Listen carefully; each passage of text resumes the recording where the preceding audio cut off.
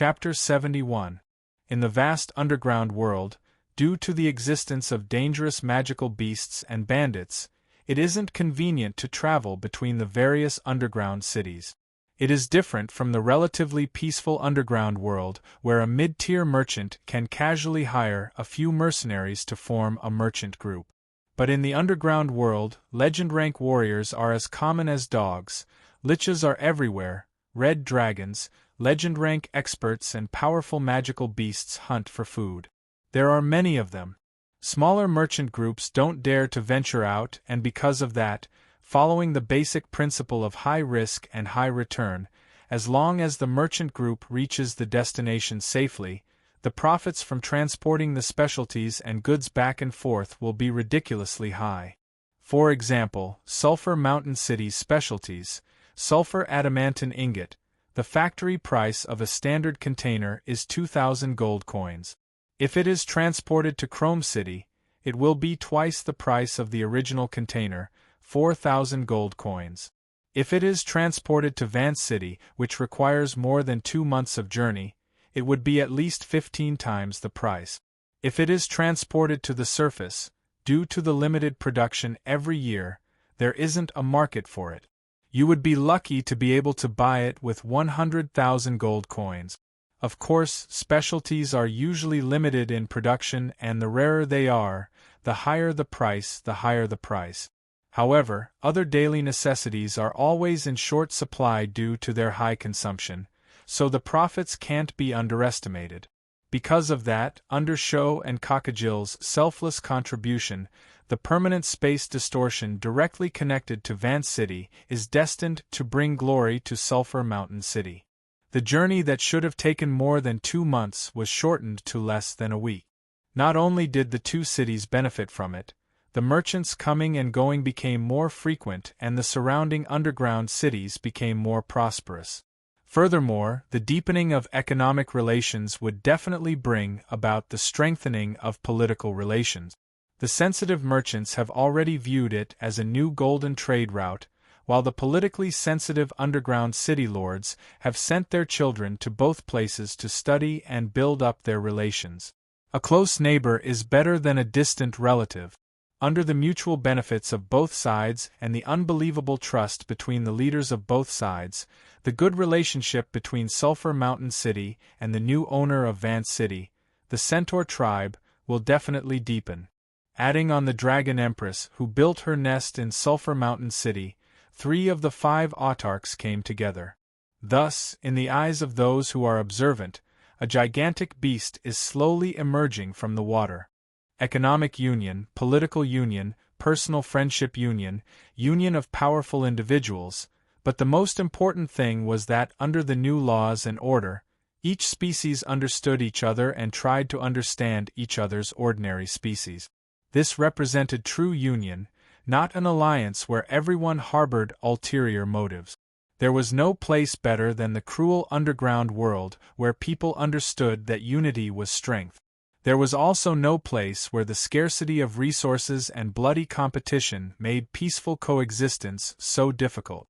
When betrayal and ulterior motives became synonymous with temporary alliances, this giant beast that was gradually merging in all aspects became even more terrifying. Perhaps the underground world is going to change. Perhaps in less than a decade, a new emperor or queen of the underground world will be born. Perhaps the current underground alliance would be replaced by the new united behemoth. Perhaps there will be a day of peace in the chaotic underground world. However, all of these are things to be discussed later. At this moment, on the Golden Trade Route, a seemingly normal merchant group is slowly advancing. To say that it is normal means that it only has 20 carriages and the goods aren't of high quality. The mercenaries escorting it are just normal dark elves and beastmen mercenaries.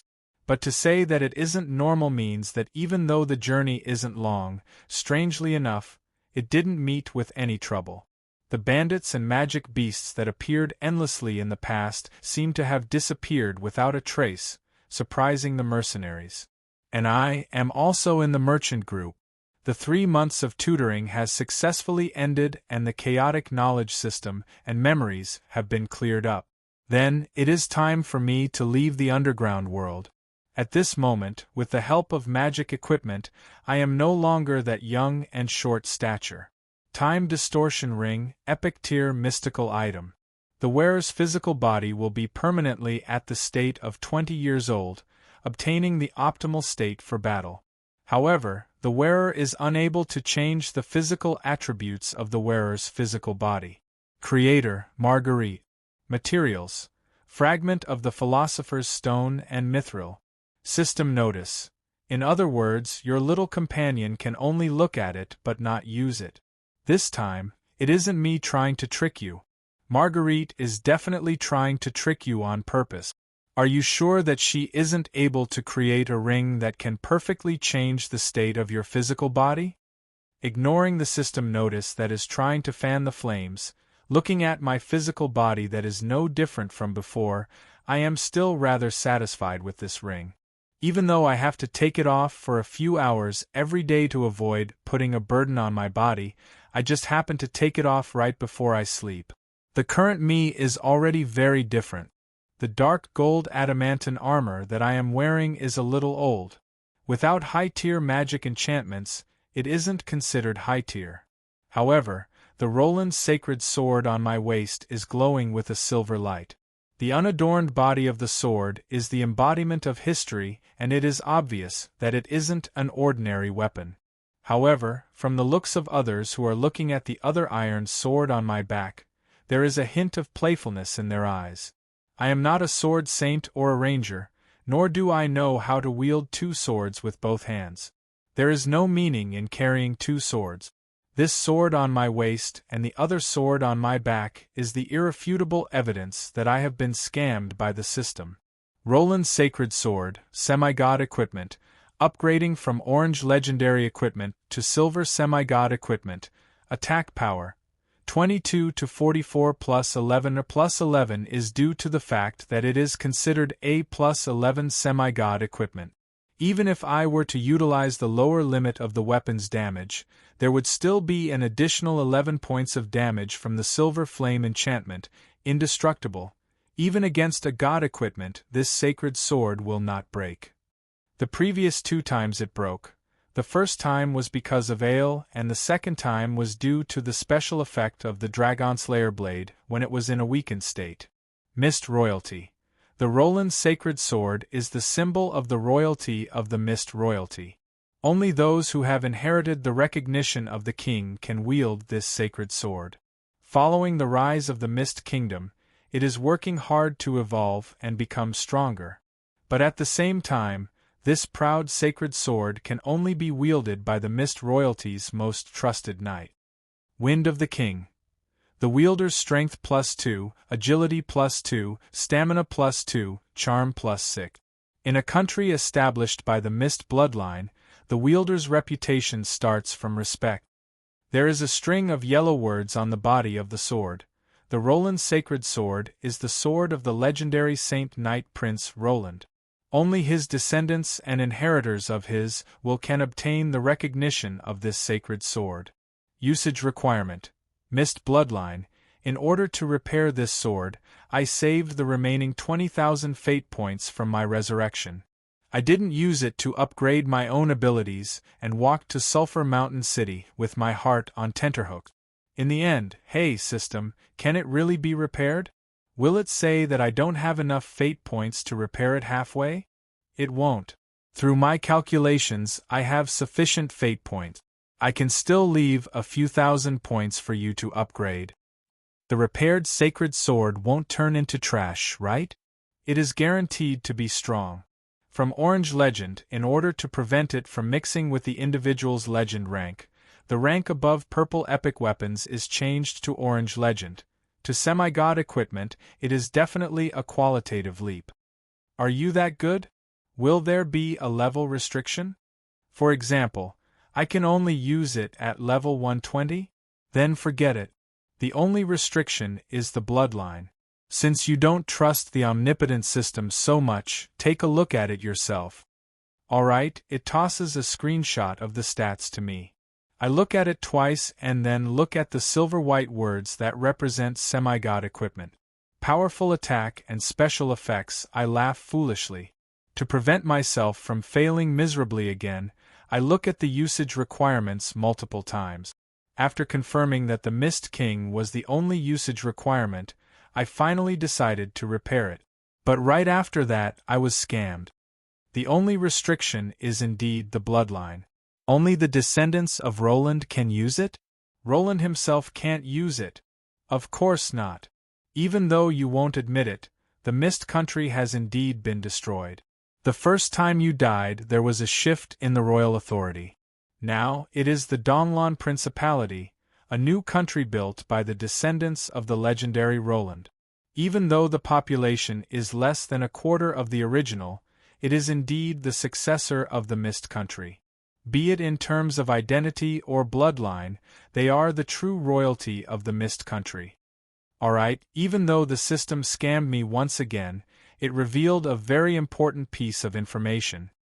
The Donlon Principality is really built by the Mist bloodline? Is it my descendant or Cavendish's? Alright, as expected of the system to scam me. At such a crucial moment, it didn't answer me at all. But now, the usage of this sword is very obvious. Only the owner of the land, the royalty and the knight who possesses the Mist bloodline can use it. Either I throw it to the so-called descendant of Roland, or I find him to confer me the title of a knight. This is really a little difficult to deal with. Then, I will have to make contact with the new royalty in advance. What title should I use? Am I your great-grandfather? Am I the child left behind by your great-grandfather? Or should I just hide my identity and get the title of a knight? With the identity of a human noble, it would be more convenient for me to move around on the surface. But just as I was thinking, someone interrupted me. Holy Knight Roland, come over and help me. Yes, it's still the Holy Knight, it's still the same name. The reason why I am called Roland instead of my usual fake name Rollo is because of the person in front of me. The Silver Avenger Holy Sword shines with a dazzling golden holy light. The adamantine full body armor that is so heavy that it could crush an elephant to death is as light as leather armor on her body. The Moon Knight, who resigned from her position as the town security captain, is still as spirited as ever. However, her skin color has changed, becoming much whiter. Of course, this isn't some cosmetic surgery from another world. Diana has chosen the path of moonlight redemption. The moon goddess Patricia, the guardian goddess of the moon and those who are lost. Under her protection, if a dark elf decides to abandon the evil faith of Rose, they can change their faith through the moonlight ritual. Although the moonlight ritual is equivalent to using moonlight needles to replant one's skin, it is painful and time-consuming. However, within half a year of the moonlight ritual, the dark elf's black skin will gradually lighten and they will gain the right to bathe in sunlight and moonlight. After the moonlight ritual is completed, although they won't be as fair as the surface elves, they will be much fairer than the dark elves. Their dark brown skin is extremely obvious. Grey elves under the moonlight is the collective name of the former dark elves who have chosen the path of justice. The moonlight's sacred emblem on their arms is their symbol. However, Diana is slightly different. While Patricia's moonlight sacred emblem is inscribed on her left arm, her right arm is tattooed with the scale's sacred emblem of the god of law, Womians. It is a golden scale. On the left side of the scale, there is a gavel that represents judgment and punishing the wicked. On the right side, there is a gold coin that represents rewards and protecting the virtuous. Behind the scale, there is a faintly discernible silhouette of a blindfolded male. That is Womians himself, the embodiment of justice. In the wave of Holy Knight becoming a Justice Knight, Diana is the only one who still maintains her identity as a Holy Knight. It isn't because she has any other thoughts, but because the legend rank Holy Knight has already condensed a soul imprint. Even if the holy light transforms into law, seamlessly becoming a Justice Knight is our slogan, it is just a slogan, so it is still a little lacking. If she were to change from a Holy Knight to a Justice Knight, all of her abilities would be converted. Naturally, her original soul imprint would be unusable, and it would be a given that she would drop to legend rank. Advancing to the next rank would require both time and luck, and no one knows when that would happen. A legend rank with limitless potential isn't a cabbage that can be found anywhere. It would be a pity to lose her just like that. Back then, I used my identity as Womian's to persuade her to keep her identity as a holy knight. Considering the town's security's need for top-notch combat strength, she did indeed do so. Due to certain reasons, she decided to leave Sulphur Mountain City to search for her own path on the surface. I, who had intended to use her as a meat shield and bodyguard along the way, naturally jumped out with my identity as Roland Holy Knight. I brought along a letter of introduction from the City Lord, using my identity as a rookie Holy Knight to request to travel together. Yes, this time, I am still disguising as a Holy Knight. After all, an Order Knight retains a large portion of a Holy Knight's abilities. Summoning the Holy Light is one of my forte. Furthermore, the Holy Knight has a good reputation in the various countries, making it popular. At the very least, there are no obstacles in my path. Greetings, respected Grey Elf Lady. May the radiance of Patricia light up your path. I am Roland, a Holy Knight from the human kingdom of the surface, Karen. Due to certain reasons, I have been separated from my group members. I heard that you are heading to the surface, so can I travel together with you? You see, my personal strength isn't enough to travel alone in this dangerous underground world. Sigh, if only I could use my family heirloom holy sword. Humble, polite, self-aware, coupled with the lack of confidence in my own strength and the shame and regret of not being able to use my family heirloom sword due to my lack of strength, I am the perfect image of a rookie holy knight. Roland Mist, Strength 20, Agility 19, Stamina 20, Intelligence 29, Will 19, Charm 19. Talent Abilities: War Angel Form, Sinful Demon God Form, Sword of Order, Titan Body, LV21 Order Knight / LV21 Chaos Witch King. Even after spending the remaining 3000 plus EXP from repairing the Holy Sword into my own growth, the 3 times EXP penalty still only allowed me to level up to LV21, which had just entered bronze rank. However, it is sufficient for me to understand how terrifying this diamond rank body is. At LV21, my physical body's strength and stamina would increase by 1. This doesn't seem like much, as even a normal Beastman Berserker would be able to do so. However, growth isn't linear. When the basic stats reach the limit of a mortal 19, this small increment is terrifying.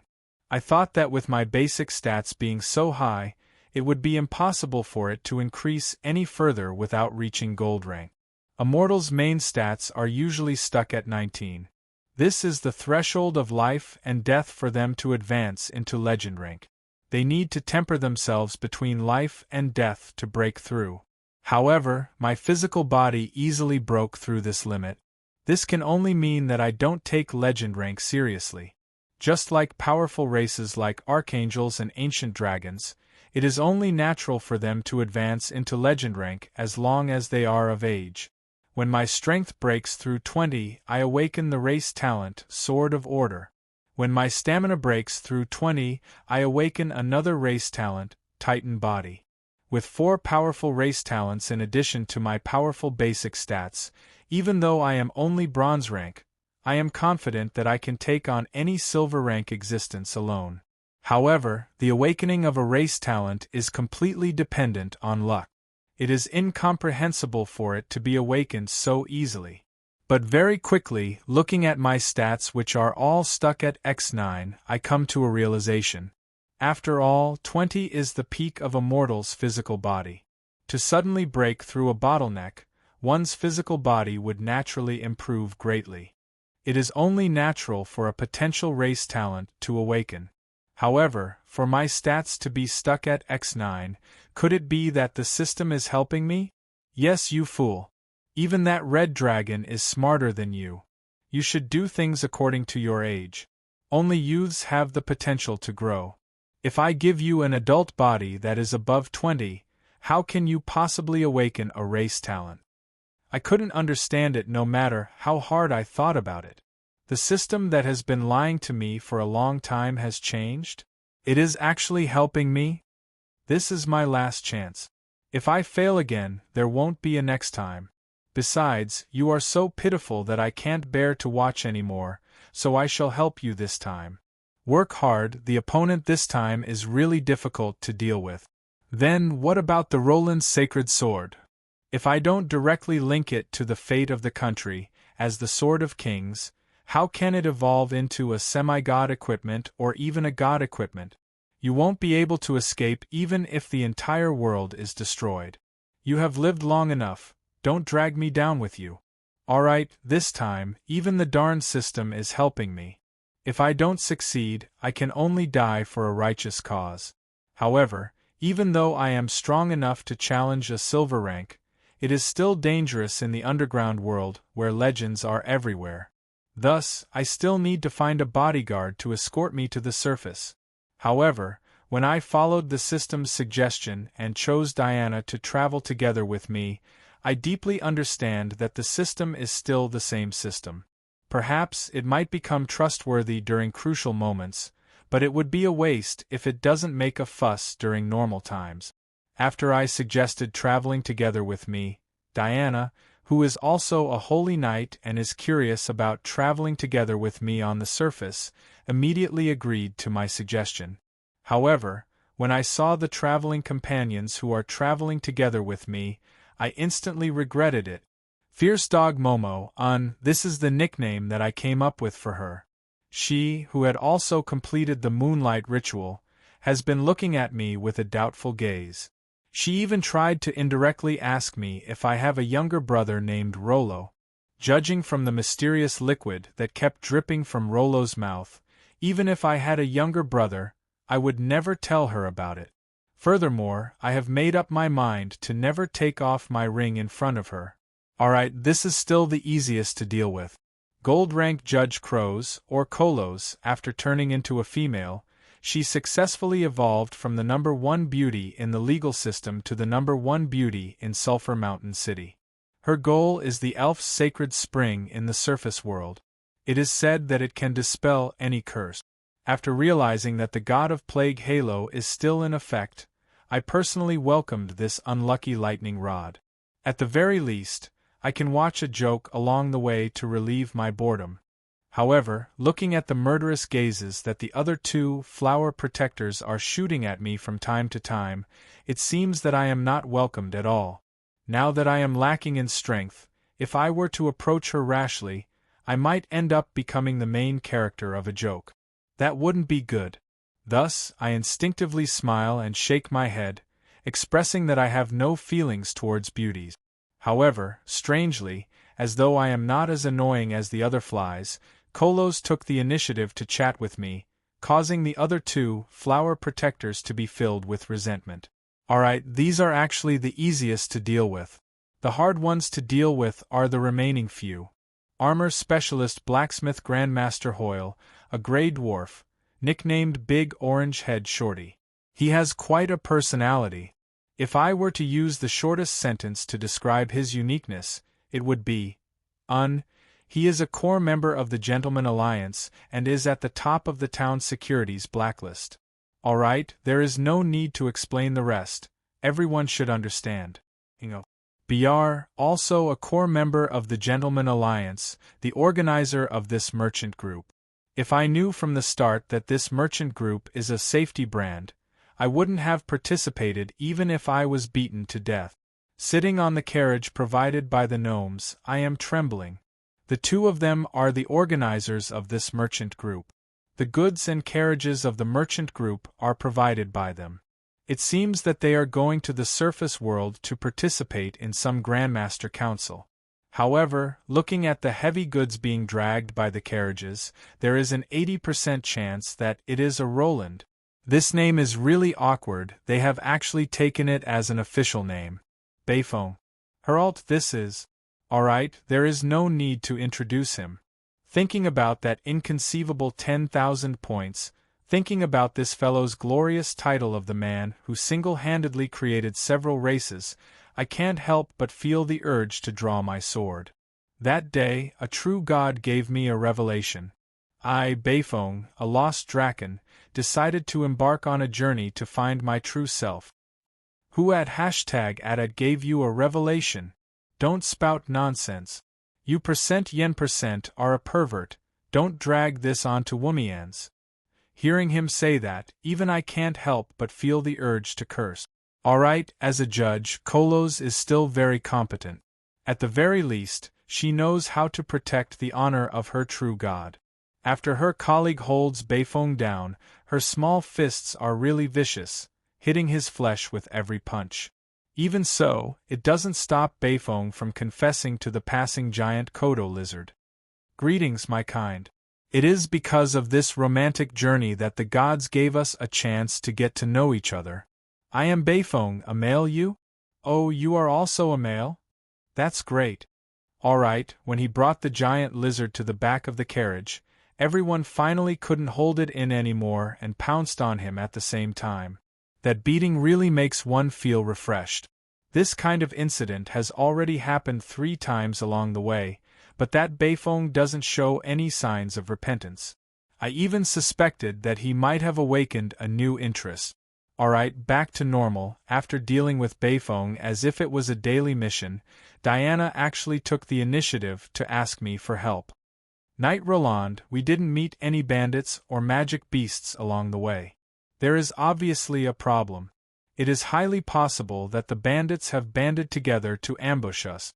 There is a long and narrow valley in front of us. If there is an ambush, it is highly possible that it will be there. You should move together with me later. I know that she is being kind. Currently, I seem to be the weakest in the merchant group, so she is afraid that something might happen to me. However, I would like to say that she is thinking too much. Ambush? Under such circumstances? I look around my surroundings. Even though it is clearly out of my sight, a few black figures are hurriedly hiding themselves. In my perception, within the dark clouds, the ominous wings of death are moving slowly. The merchant leader, who is 3 kilometers ahead of us, looks back every few minutes. Not too far away, a thunder-like roar indicates that a battle is going on. A figure who is moving at high speed is faintly hiding behind a stone pillar by the side. A blue figure who teleports is following behind him. Gria, as the newly appointed 3rd Senator of Shilua, you should have endless official matters to attend to. Is it alright for you to be so free? Little Lionheart, doesn't your neck hurt from turning your head so frequently? Shueti, stop hiding. With such a huge body, that small sapling won't be able to stop you. Adam, Marguerite, even the 2 of you. Forget it, I don't care anymore. Yes, before I left, I did bid farewell to them. However, I didn't expect that they were worried that something would happen to me along the way, so they actually came to escort me secretly. In the end, a large group of big shots tried their best to imitate the techniques of bandits to sneakily follow the merchant group. As for the bandits and magic beasts along the way, they were killed in an instant from a few dozen kilometers away. Forget it, they are just doing it out of goodwill. If it isn't easy to explain, then I won't. Although I say that they are unnecessary, for some reason, I feel an uncontrollable joy in my heart. The establishment of the power of law system, the existence of the true god of law, Womians, the Shilua Empire's royalty faction, the changes in the entire underground world. Even though the future is still not optimistic, compared to the history that is destined to head towards destruction, it has changed a lot. This time, I am not alone. Inexplicably, looking at these evasive fools, I couldn't help but laugh. Chapter 72. Hey, this is the system that furiously grinds your presence. Here are 2 of your daily quests, system upgrade great rewards. Both of them are from the righteous faction. From now on, you must complete at least 1 daily quest every day. Otherwise, I will deduct your fate points. Completing both daily quests will give you additional fate points. Daily quest. As a knight, you must challenge a giant dragon alone. You must challenge and kill an evil dragon that is at least an adult. What right does a young dragon have to reward you? But considering that you only have the fighting prowess of around 500 cats, it is indeed difficult to challenge an evil dragon with the fighting prowess of 30,000 cats. You will be rewarded with 100 fate points. However, please note that it is alone. So, if you seek help from those hiding behind, 1,000 fate points will be deducted. I directly ignore the malicious quest to challenge the evil dragon alone. Even though I do need fate points to strengthen myself, I don't have the intention of seeking death. However, the other daily quest is even more confusing. Daily quest. Every epic hero begins by helping a little girl find a lost cat. Find a find a cat and return it to its owner. You will be rewarded with 3 fate points. If you don't complete both quests, 100 fate points will be deducted. What a scam! To find a cat in the wilderness, and it just so happens to be a lost one, isn't this clearly deducting fate points? As expected, I was too naive to think that the scammer system has changed. But then, I remember that although the system is a scumbag, there isn't a quest that is impossible to complete. Or perhaps my train of thought was wrong from the very start.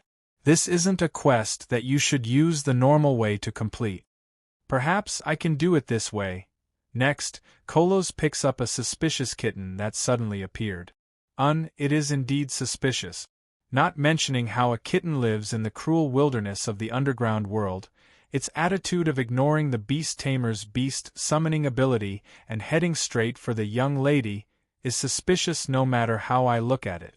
Of course, Kolos, who was tickled by the cute kitten, immediately buys a bottle of milk from the gnome and happily feeds it to the kitten. That damned gnome bastard. This milk is too watery. Alright then, ever since she turned into a cat, Harlois's complaints had never stopped. Things like, "This is detrimental to the dignity of the Queen of Banshees. You're clearly a man's soul, but why do you look so much like a woman? You're even using the fat on your chest to press me down. Your subordinates are indeed a bunch of perverts. You're the king of perverts, no, the god of perverts." Considering that she still had to put on an act later on, this complaint about milk being mixed with water should be dealt with the same way as any other complaint. I should just pretend that I didn't hear it. Well, since he had the cat and the cat girl, the next step was naturally to lose the cat as required by the mission. However, it is extremely illogical for a cat to go missing for no reason. Thus, when the righteous holy knight Roland arrived, Bayfong, Herald, who is known as the Dragon of Extreme Evil, was just about to do something to the pitiful cat that was cowering in fear. Alright then, when the enraged owner of the lost property heard the news and came over with his subordinates to beat up Bayfong, I cried crocodile tears of sympathy. Although you are innocent this time, who asked you to usually? Thinking about his usual actions, the little bit of guilt I felt turned into anger. Kolos, don't give me any face, beat it to death? It isn't innocent. Master Wuru, it is fortunate that you dared to arrive in time. Otherwise, my pure body would have been ruined. Harlois trembling in fear wasn't an act. Just now, when she was facing the almost legend-ranked beast tamer alone, she was indeed helpless. Now that she found someone to rely on, she started sobbing. In an instant, my expression turned terrible. Pure body? Putting aside the question of whether the experienced Harlois has such a thing, to be able to scare the Queen of Banshees to the point of crying, scaring the stubborn Queen of Banshees to the point of obediently calling her master, what did you do, Bayfong? You are too heartless, to be able to do such a thing at such a young age.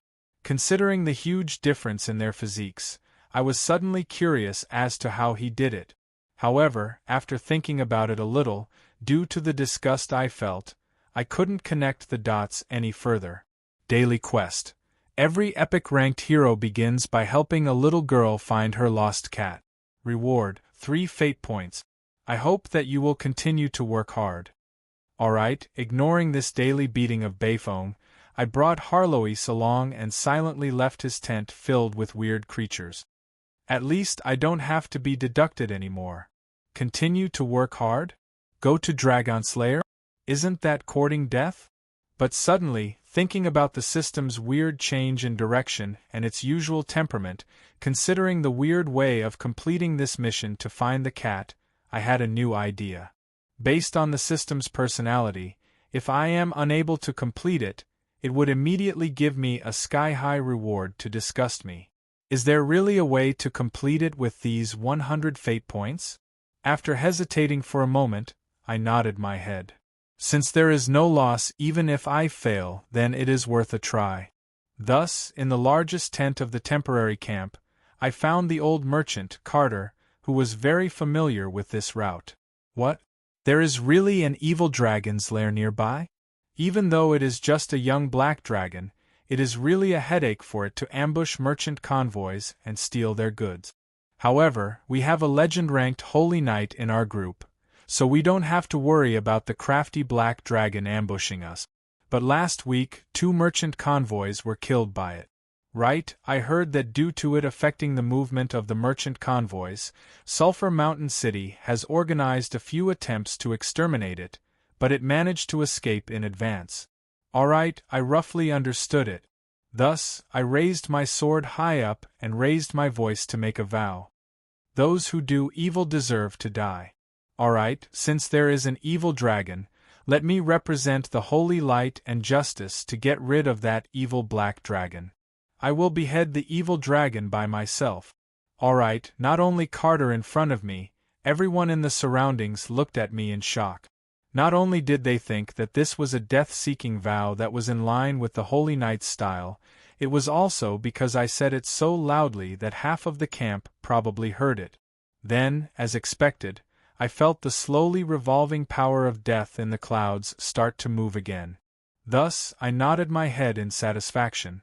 Under the gazes of the crowd, another Chunibu knight whose head has been washed white by the holy light. Farewell, I won't send you off. I left the camp alone. The dragon's lair wasn't far. Following the traces left behind, I quickly found the way. Who left the traces? Let's not pursue this matter. Meow, Roland, look at that manticore. Its entire body is charred black. It seems to have been roasted by electricity. Are there any lightning-type magic beasts nearby? Oh, there might be. Hey, you really intend to find trouble with the young black dragon? Just based on your current weak battle prowess, you will be killed in an instant. Don't worry, I already have confidence. Then, the scene of me stepping into the dragon's lair strengthened my confidence. Wah, these unlucky ogres were obviously torn apart by brute force. Did they meet a titan or a behemoth? They probably met the bull demon king. I think I know where your inexplicable confidence comes from. It's good that you know. Don't talk too much. We came to the dragon's lair alone. As an emphasis on the word alone, there is no mistake in saying it many times. That must be the bull demon king you were talking about. That foolish cow actually thought that a banana leaf would be able to cover him. That's weird, why is he naked? Sigh, I'm getting more and more worried about the Supreme Court. Cough, Harlois, don't spout nonsense. What naked foolish cow? He is probably a kind-hearted pervert who just happened to pass by. Yes, we came alone. But, what do you think of them? Not far away from me, a group of claw terror zombies were fighting with their own kind. The resurrected zombies didn't have the biggest weakness of normal zombies, which was slow movement. They were swift and unafraid of death. The brainless zombies actually coordinated with each other, completely suppressing their own kind in terms of strength. This is obviously the product of a master who specializes in summoning death. Looking at the outstanding formation of the zombie battle formation, it is most likely a top-notch death knight. They are probably a group of kind-hearted passers-by. Don't worry, they will leave very soon. Zzz. A bolt of lightning flashes past. Whatever zombie battle formation, whatever claw terror reared by the evil dragon, they all disappear without a trace. The only thing left on the spot is a charred corpse. This? Harlois doesn't know what to say anymore. This is obviously the Titan God's lightning. It is probably a kind-hearted Ultraman who threw out a light wave. There are so many passers-by today. Let's not bother about these kind-hearted passers-by. Let's go to the Dragon Slayer. Alright, I won't be surprised when I see the tied-up black dragon later. Don't worry, I won't be surprised either. As expected, in the deepest part of the dragon's lair, I see that evil dragon. Although it isn't tied up, it is in a much worse state than being tied up. This man-eating evil dragon's body is charred black. Its wings are torn apart and it falls to the side. Its 4 limbs are tightly bound by space-time magic, and the power of death is corroding its entire body. It looks as though it was beaten up by a group of semi-gods. Even if I leave it alone, it will definitely die in no time. I silently take out my sword and swing it down. For the holy light. Dang. Alright, the dragon's skin is too tough. This cheap sword is too weak, and it actually isn't able to pierce through it. It's fine, we can just do it a few more times. For justice. Dang. For honor. Dang.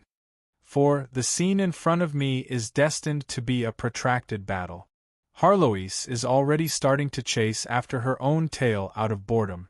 If it wasn't for the fact that it is too hard for me to think of a new slogan, I really want to remind her that cats don't chase after their own tails, only dogs do. 4 fate points. Alright, after 30+ slashes, I can't think of a new slogan anymore. That evil dragon's face is filled with resentment. That expression of wanting to cry but no tears seem to be saying, "Can you hurry up? This is torturing a dragon. I am still waiting to collect my lunchbox." For the dog raised by your second uncle's neighbor's daughter's boyfriend's teacher. Alright, I don't even know if it is this genius slogan that came into effect or if the black dragon finally succumbs to its injuries. Its neck crooked and it falls to the ground dead. Ha ha, finally, Dragon Slayer succeeded. This heavy panting isn't due to the exhaustion of swinging the sword, it is mainly due to the panting from shouting the slogan. Detected that only your magic pet Harloise was in the surroundings when the host completed the daily quest. The host has fulfilled the condition of alone. Congratulations to the host for completing the daily quest. As a knight, you must challenge a giant dragon alone. The reward is 100 fate points. Today's daily quests are all completed. The reward is an additional 100 fate points. System notice. To think that you would notice it. However, don't expect tomorrow's daily quest to be so simple. Alright, I don't want to say anything more. System, you need to top up your moral integrity. On the field of the temporary camp, a battle between the knight is going on. The 2 ice-cold swords clashed against each other. Then, they split into 2. What made everyone shocked was that the one who was at a disadvantage in the clash of swords wasn't the newbie holy knight who somehow managed to slay a dragon. Instead, it was the justice knight who was at the peak of silver rank. As expected, if we only look at strength, even if there is a difference in rank, I won't lose to any warrior below gold rank. Although the main attribute of a dark elf knight is strength, I don't think that a dark elf who is born with weak strength would be able to surpass my 20 points of strength that surpasses mortals. Looks like you aren't a normal gigolo. Your charging force isn't too bad. I wonder how your techniques are like. Don't look good but don't be so useless. Even though she is at a complete disadvantage in the clash of swords, the fierce dog Momo, whose hands are numb, still doesn't forget to tease me. That dirty joke of hers with a double meaning won the cheers of the crowd. However, how can I fall for such a simple and obvious taunt? Since a dark elf who is born with weak strength is foolish enough to compete with me in strength, how can I let go of this opportunity? The mad barking of a defeated dog? With a loud roar, I press my hands down forcefully. The 2 swords intersect and I slash down forcefully. Under the difference in brute force, Momo is forced to kneel on one knee. However, after going through countless combat training in Sulphur Mountain City, the other party isn't someone to be trifled with. She has already started chanting silently. I have to say, compared to the priest and holy knight whose main attribute is will, the law class which focuses on intelligence is more suitable for the dark elves who have higher intelligence. Aha! Incantation of law. Equality of life. Darn it! It's this shameless move again. The light of order flashes and the situation turns around in an instant. The half-kneeling Momo jumps up in an instant. I am the one being suppressed instead. One of the effects of the god equipment of the original codex, all are equal before the law. Demarcate a land within the law, lowering the rank and stats of everyone within to the same level as the user. For every 10 seconds, one faith point will be consumed. This is incantation of law. Equality of life. This is the simplified version of the original codex of the god equipment, all are equal before the law. It is a famous shameless move. This simplified version of the incantation of law is naturally far from the effects of the god equipment. It can only lower a single stat of the opponent, and the minimum time required to chant the incantation is 6 seconds. The duration of the incantation is only 10 seconds. However, if it is successfully cast, it is extremely disgusting. My strength instantly drops to 16 on my stats window. Now that our basic stats are the same, Momo has a 40-level advantage over me. It is a piece of cake for her to suppress me in a clash of swords. Should I say that I reap what I sow? At this moment, Momo's heavy sword strikes consecutively. Dang dang dang, sounds of swords clashing against one another. The situation turns around and I am forced to retreat from the attack. Darn it, 6-5-4. I still have to endure for 3 seconds. I grit my teeth and endure the attacks. I intend to endure through these 10 seconds. However, on the 7th second, the heavy sword suddenly lightens and I return to my normal state. At that moment, I think of the race talent that I just obtained. The effect of the Titan body is actually effective against the state of law, as expected of a diamond-ranked race talent. Titan body, diamond-ranked race talent. Your physical body contains the primal power of the Titan. Your skin is becoming more and more similar to Titan metal. All damage and negative effects are reduced by 30%. All damage is reduced by 5 points. This is the race talent that I awakened after my stamina broke through the limit of 20 points. Although the description is simple, the effects are extremely useful. Exquisite two-handed sword, steel, attack power, 0-8 system notice. 2 lousy swords that cost 10 gold coins. Do you still expect a system notice? I am speechless. You have the nerve to use such a lousy sword. I feel embarrassed for you. Actually, I still have a few good swords here and they are very cheap. Of course, a little troublesome curse won't be a problem for you. Actually, I am still a little resentful that you haven't turned into a girl. Why don't you try the lottery? If it's the spring of the drowned woman, I have a lot of them here. It would be a pity to waste them. Alright, the fact that I have been scammed consecutively has made me realize the need to cherish my life and distance myself from the system. Let us ignore the strange resentment of this darned system. Returning to the main topic, if I were to use this lousy sword to slash myself, without any additional strength, even if I were to deal the highest damage, I would only be able to deal 2 points of damage. Furthermore, there is an 80% chance that I would be completely ignored. Even if my opponent has additional strength, I am wearing the knight's armor, which provides outstanding defense. At this moment, under the effects of the Titan body, the 10-second duration of the law incantation is forcefully reduced to 7 seconds. This is out of everyone's expectations. In a real battle, every second counts, not to mention a full 3 seconds of miscalculation.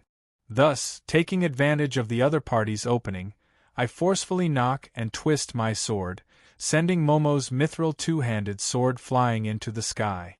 Then, while the opponent's attention is distracted by the flying sword, I suddenly increase my speed and slam into her. The full-powered charge of a holy knight who has 20 points of strength and is fully armored? that is equivalent to a miniature train. In an instant, Momo is sent flying. Even though she managed to stab her sword into the ground in time to adjust her balance and stand her ground, her head is already spinning. A silver rank knight who has lost her balance? She is just a large metal can as a stationary target. Thus, I make use of this opportunity to use another diamond rank race talent. Since it awakened after my strength reaches 20 points, it should be a powerful offensive ability. The light of order descends upon my sword. Take this, sword of order, however, before I can finish my words, I am suddenly pulled away by a huge force and my black iron sword is blocked. Enough, Momo. Don't look down on others. From the moment I was forced to use the law incantation, Roland has already won. Come, according to our agreement, apologize to Roland. All right, in front of the legend rank Holy Knight Diana, a bronze rank Holy Knight like me isn't enough. I am stopped in an instant. At this moment, I remember that Momo was the one who boasted shamelessly about how she could defeat me easily with just her swordsmanship. However, not only did she use the law incantation, she was even suppressed. According to our agreement, I should have won. Even though I won this time, it actually revealed many of my flaws. Even though I should have an overwhelming advantage in swordsmanship and battle experience, there are many times when my eyes and thoughts are able to react in time, but my physical body isn't able to react in time. This isn't a problem with the fusion of my physical body. Rather, it is due to the lack of training for my newborn physical body. I haven't gone through the training to carve swordsmanship techniques into my body as though they are instinctive.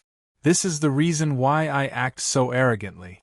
I smile and shake my head at Momo, who is reluctantly apologizing, indicating that I don't mind it. However, my thoughts are elsewhere.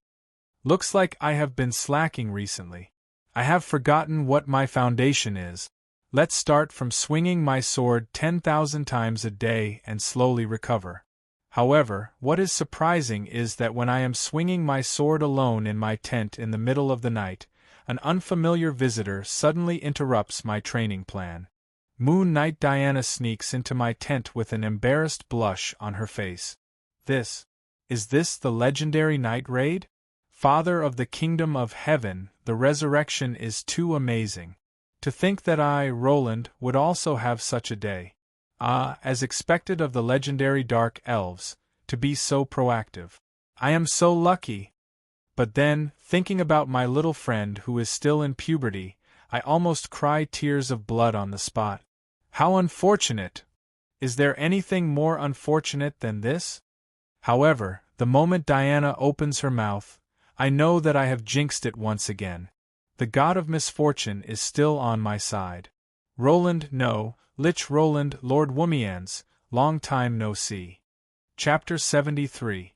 Are you Lord Roland, Lord Womians, Little Rollo, or all three? In a tent in the middle of the night, when a man and a woman are alone, there is often an ambiguous atmosphere. However, following Diana's question, in an instant, the ambiguous atmosphere dissipates. An indescribable sense of dejection and helplessness causes me to silently lower my head. As expected, I knew it. My luck with women in this life is only the calamity of love and not my luck with love. Those who occasionally fall for me are either demons, bone dragons, or perverted homicidal maniacs. This is how I will be for the rest of my life, destined to never gain the favor of a normal woman. Alright, being discovered by her is within my expectations. What makes me dejected is that I am destined for the calamity of love and not my luck with love. However, I only thought that I would be discovered as the Lich Roland and that Womian's identity would be exposed. I really didn't expect it. The reason why I am certain that I have been discovered? That day, that foolish little Red, the moment she saw me, she laughed so hard that she was rolling on the ground. She even shouted out my name amidst her mocking laughter. In their nest, the voice of a giant dragon is similar to thunder. Back then, Diana who sent me here wasn't too far away. If she isn't deaf, it would be weird if she didn't notice me. Then, Lord, what should I call you? Roland is fine. Anyway, the pronunciation is the same. However, how did you connect my current appearance with Rollo and the others? Right now, I do need a reliable assistant. Even if she didn't look for me, I would have looked for her sooner or later. However, I am a little curious as to how I managed to reveal my identity. Your ring and that little cat. Alright, smacking my head, I finally know where the problem lies. On my right hand is Eliza's ring, and that little cat that the Queen of Banshees transformed into has appeared in front of Diana before. For a legend rank knight, it isn't difficult for her to have sharp eyes. It is natural for her to recognize me. Alright, the reason why you avoided the crowd to look for me tonight isn't just to expose my identity, right? Or rather, you have private matters to discuss with me. The gray elf, who was so valiant just a second ago, suddenly lowered her head. Then, she nodded her head shyly. She blushed all the way to my ears, but I opened my mouth wide and accidentally dropped the cup on the ground. Could it be that spring has really come? She likes me? The dark elf in front of him was a rare conscience in the entire town's security. She was a unique and eccentric dark elf. She was known for her conservatism and inflexibility. Because of this, she was even called the dwarf with the shell of a dark elf. She had a good reputation in the city. However, due to his legend-rank strength and identity as the town's security captain, as well as his legendary feat of bringing his tribesmen thousands of miles away, there were already people comparing him to the legendary Grey Elf Ranger, Drizzt. His young pursuers all felt that they were unworthy of him, which was why he had remained single until now. But now, he was actually having feelings for me, a stranger? I pinched my cheeks. It really hurt. It shouldn't be a dream. Almighty system, I won't insult you anymore. Thank you for giving me 19 points of charm. System bless me, the next attribute point that increases will also be charm. Haha, relying on one's face to make a living is the hard truth. A holy knight is a knight with a face. The era of Roland has finally arrived. Finally, Diana, who was playing with her fingers with a red face and her head down, gathered her courage. My lord! Yes, I'm here. I have something that I am a little embarrassed to say. I would like to consult you on. I love things that people are embarrassed to say the most. You won't mock me, right? You are obviously a holy knight. To think that you would do such a shameless thing. I won't. I love shameless things the most. That's great, my lord. I knew that I would be able to trust you. Please guide the path for the lost me. I have lost myself in my faith in the holy light. What? Seemingly realizing that what she said was too simple, Diana hurriedly added a whole bunch of things. It turns out that the shameless thing that Diana was talking about was that as a holy knight, she realized that she had unknowingly betrayed her own faith. It turns out that she, like most of the Dark Elves, believed in the Spider Queen Rose. However, she, who hated competition, chose to believe in the Holy Light. However, from the very start, the Holy Light viewed the undead and demons as mortal enemies. In that battle, the undead who turned into Valkyrie were not as evil and disorderly as the teachings described them to be. Thus, she started to doubt her own faith in the Holy Light. Due to my appearance, the originally small crack became a huge hole. I ascended to the position of the god of law as the undead god, and now, the incarnation that I sent is actually able to use the Holy Light. Could it be that the undead are not evil? Could it be that the god of law and the god of holy light are the same god? My actions were basically overturning the very foundation of the Holy Light's teachings. This fact that destroyed her worldview directly caused her faith to waver, and she hoped that I would point out the right path for her. It turns out that she thought that I was the incarnation sent by the god of law, which was why she maintained such a weird silence along the way. At this moment, she even asked me for guidance on her faith. Hearing this, I suddenly felt my blood pressure rising and my eyes turning bloodshot. In an instant, I understood the beastman's berserk battle technique. So this fellow really treated me as a priest. What happened to the flirty talk? What happened to the beauty's night assault? What happened to the dark elf's instincts and tricks? What the heck, a beauty looking for you to guide her on the path of faith in the middle of the night. I am not a priest of the holy light, what are you looking for me for? I am a man, not a beast. I know how to transform at midnight. All right, I know that my little companion can't do anything, but chatting with her to nurture our relationship for the future shouldn't be a problem. As an experienced mage, a nameless flame burned in my chest. I secretly made up my mind. Since you are seeking guidance from me, I will teach you what gods are and what faith is. Firstly, I am not the incarnation of the god of law. I am a living mortal. Actually, let me tell you the secrets of gods. Firstly, all the teachings of the true gods are bullsh*t. I activated the magic ring's anti-detection barrier. Despite being an existence that is just a step away from becoming a true god, I am revealing the secrets of the gods without any respect. True gods are just a unique existence. They rely on faith to survive and evolve. You can view them as a part of the world. It wouldn't be too far from being a parasite on the world system.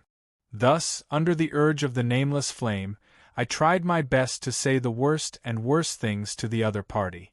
I believe that after this night ends, the so-called wavering of faith will become a joke. I can guarantee that she will be the same as me. After fully understanding what a god is, she will treat faith in a true god as a joke. In summary, the gods of order are pitiful worms that are mixed with the concept of order. The god of holy light is even more so a pitiful worm that doesn't even have a sense of self.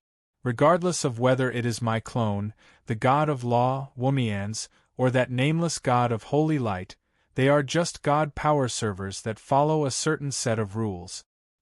They are machines similar to Roland 2. Since they are rigid machines, as long as they follow their rules, it wouldn't be difficult to borrow their power. The teachings of the god of law are set by me, a mortal. Since he is the incarnation of the concept of justice, even I am unable to leave a backdoor. Even if I lose my sense of self, I will still be able to treat all prayers and salvation from the mortal world fairly and justly. As for the teachings of the God of Holy Light, they are made up by those from the Holy Church. On top of the concept of purification, they added many fragmented concepts. These are probably things that even the God of Holy Light wouldn't be able to understand, so why should you be troubled over those messy teachings? If the God of Holy Light is the incarnation of the concept of purification, then the God of Law is indeed the incarnation of the concept of justice. The most obvious example of this is the concept of equality, which brings both sides to the same level. However, if the God of Law is able to leave a backdoor behind, then how can he be considered as a God of justice? However, sometimes there is no need to leave a backdoor behind when one is cheating. The fact that Womians ascended to the God throne as my clone is an important backdoor that I left behind. Of course, I won't tell Diana about these deeper secrets. But just this alone is enough to destroy the worldview of the legend Holy Knight and cause her faith to collapse. And this is exactly the result that I want. The situation that I am facing in the future is far too grim. On the surface where I have no kin, I need a helper. A helper who is willing to work for me wholeheartedly, a powerful trump card that can help me grow stronger once again, an assistant who truly trusts me. However, what is puzzling is that even in Sulphur Mountain City, where experts are as common as clouds, there is basically no one who is able to act as a trump card and move freely in human society. Needless to say, the Undead District and the Shilur Royalty faction. If they were to head to the human kingdoms on the surface, it would be equivalent to the dead declaring war on the living. It is the same for the 4 heavenly kings of law under me. Kale.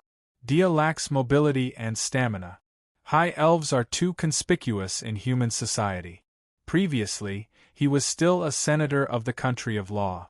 The moment he appears, he would cause countless disturbances. It is the same for the other heavenly kings of law. There is no need to talk about Lilith, who is a blood tribe. Kevin is a human, but he is burdened by his work and family. A gold-rank Justice Knight isn't as effective as a trump card. As for the most powerful candidate for my assistant, even if Eliza, as a hidden heavenly king, is still in Sulphur Mountain City, I definitely wouldn't dare to bring her along. After all, it is an impossible task to find a race whose reputation is even worse than the demons. The physical characteristics of the demons are so obvious, and the power of chaos around them is even more eye-catching. Any holy knight would be able to notice them. As for the Naked King, even if I am willing to bring him along, and the Supreme Court of Sulphur Mountain City is willing to release him, I would have to put a collar around his neck and disguise him as a Tauran slave. After all, most beastmen are either enemies or slaves in the eyes of humans on the surface. As for the town security, unless they are willing to endure the life-threatening moonlight ritual, otherwise, considering the terrible reputation of dark elves on the surface where they can be burned to death, bringing them along would definitely bring trouble upon themselves. In the end, even though I have many experts under me, in order to not be labeled as a heretic or a different race, I am not suitable to bring anyone along. Thinking about it, this innocent gray elf legend rank holy knight is the most suitable candidate. Not only is she trustworthy, her fighting skills are strong enough and her potential is limitless.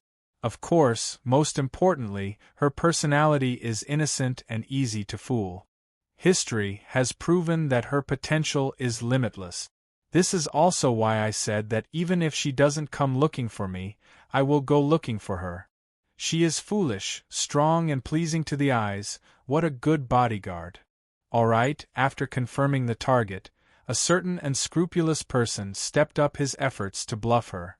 In order to entice the other party to become my subordinate, I also vaguely revealed my grand plan to her, causing her to struggle between her heart and her actions. In the end, when the sky was just beginning to brighten, Diana said that she needed to go back and think about it for a while. When she stood up to leave, her beautiful eyes were bloodshot after not sleeping for an entire night. The female knight, who was usually valiant and heroic, looked dispirited. She looked so haggard, as if she had just been dragged into an alley by a dozen orcs and spent the night there. Seeing her hesitation, I nodded my head in satisfaction. Based on my understanding of her, I guessed that the result of her consideration would most likely be satisfactory to me. Then, looking at the gradually brightening sky, I felt a little tired after a sleepless night. I prepared to make use of the last 1 to 2 hours of sleep to return to sleep. But before I could even close my eyes for 10 minutes, in a daze, I was attacked by a ferocious hound. "Bastard! What did you do to Big Sister?" The enraged female elf barged into my tent with a sword in hand. Without saying a word, she flipped my bed board upside down with a kick. What? Momo has never seen Big Sister so haggard before. She was even crying as she walked. "What did you do to Big Sister? Could it be that you still forced yourself on her because your techniques were too bad? Big Sister is really pitiful. It was clearly her first time, yet she met a useless silver-looking wax spearhead like you. She must have left behind sad memories. What the heck is going on?" Looking at her messy clothes and bloodshot eyes, she might have been eavesdropping outside for the entire night. I rejoiced inwardly that in order to talk about the secrets of the gods, I activated an anti-eavesdropping spell early on. However, Momo got more and more excited as she spoke. "I told you, you can't just look at a man's outer appearance. There are many things that can be seen but can't be used. If I knew that this would be the result, I would have stopped Big Sister before she entered your tent and let Momo teach you a few moves first. Although Momo doesn't have any experience, Momo has read a lot of books and interacted with her sisters a lot. Combining theory with practice, she will definitely let you guys have a perfect first experience. You guys will feel extremely comfortable. Every time I felt that I was lacking in moral integrity with the darn system, I would look at the manly female members of the town security army who should be censored with their words and actions. I would always feel that I was still a moral person, a noble person, a person who had transcended from vulgar interests. Alright, I, who was lacking in sleep to begin with, was disrupted. Naturally, I was furious. What happened next was a reenactment of the night duel from the day before. After this baffling duel ended, I went to fetch a basin of water. To my surprise, I realized that everyone was looking at me differently. Looking at the perverted hand gesture of the two flower protectors, as a man, I instantly understood. Even with the cover of the night, the stealthy skills of an armored knight are definitely insufficient. Her clanking as she snuck into my tent wasn't able to hide from anyone. When everyone saw that Diana stayed in the tent for an entire night and walked out in the morning with bloodshot eyes and a dispirited expression, I wouldn't be able to clear my name even if I were to jump into the Yellow River. This time, even Kolos, who was rather close to me, distanced herself from me. She looked at me as though she was looking at something filthy. After all, in her eyes, Diana and I didn't know each other for such a thing to happen. No matter how she looked at it, I was a super playboy. Alright, if something really happened, I would admit to it. However, I am really innocent. If I were to say that Diana and I only talked about faith and gods for an entire night, and that it was a pure relationship between a man and a woman, even I wouldn't believe it. Considering that Kolos might be able to play a role in my future plans, I could only thicken my skin and strike up a conversation with her, trying my best to explain to her. However, from her guarded gaze, the effect wasn't very good. What happened next made me unable to extricate myself from this matter. Not far away, Diana removed her heavy armor and wore a thin shirt. Carrying the sacred sword Silver Avenger, she walked towards me slowly with a solemn expression. That expression of realization made her look like a saintess who was about to sacrifice herself on the altar. Just as she walked in front of me with a stern expression, she suddenly knelt on the ground. Then, she slowly raised her arms and offered her sacred sword to me. My lord, I vow to follow your teachings for the rest of my life, and become your most reliable pillar of support. Your enemies will become the target of my sword, and your happiness will be my greatest glory. To become your possession that you are proud of, this will be my life's goal. Alright, I instantly understood. Kneeling on one knee is the act of a knight pledging his loyalty to his lord. With both knees, he can only kneel to his elders and the gods in the sky. She is worshipping me as a true god. This ambiguous oath at the start is just a prayer to declare her faith and obedience to a true god. However, I understood it while others didn't. Big Sister. Roland. What kind of sorcery did you use on Big Sister, to actually bewitch her? I will fight it out with you. Alright, a fierce dog instantly turned into a rabid dog. This undisguised killing intent, along with the wind pressure of the sword, it is obvious that she is serious. I already said that those elves and humans are unreasonable. Look, it has only been a few days and they are already hooking up. Look at that human male, he always has a perverted smile on his face. One look and you can tell that he isn't a good person. BR, you actually dare to slander my reputation. I will definitely take revenge on you. Also, how is that a perverted smile? It is obviously the standard smile of the 59-style Holy Knight. It is a weapon to obtain the donations of noblewomen and a secret manual that I spent a long time to master. Congratulations, congratulations, congratulations. Alright, if this wasn't the praise of a delinquent dwarf who was involved in prostitution, gambling and drugs, I would have happily accepted it. TSK, what is there to look at about a female without any hair on her face? This is. Alright, everyone knows who this existence with a unique sense of beauty is. How unfortunate! Stop chasing me, I really only chatted with your big sister for an entire night.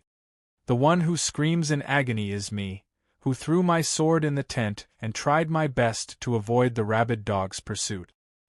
Is that possible? You wouldn't even talk for an entire night, unless you are impotent or a brat who hasn't matured yet. You are going too far. I will fight it out with you. All right. A certain someone accidentally stepped on his sore spot and turned around to fight with Momo. Chapter 74. Walking on the familiar streets of Vance, looking at the endless flow of people, the mood is completely different this time. It is still the same sparse crowd, but compared to the tense atmosphere during the Alliance Treaty, it is much better. After we fended off Vance, the shadows behind us disappeared one by one. Other than that silly cow who returned the way he came, the others disappeared into the underground tunnel, obviously heading to the surface. At this moment, while the merchant group is preparing in Vance, I intend to do some private matters. For example, changing that darned broken iron sword and registering a small mercenary group here to make things more convenient. Mercenary group? Us? There's no need for that. Momo is obviously anxious to leave this city. Yes, it will be much more convenient to travel on the surface with the identity of a mercenary. I don't want to serve those humans.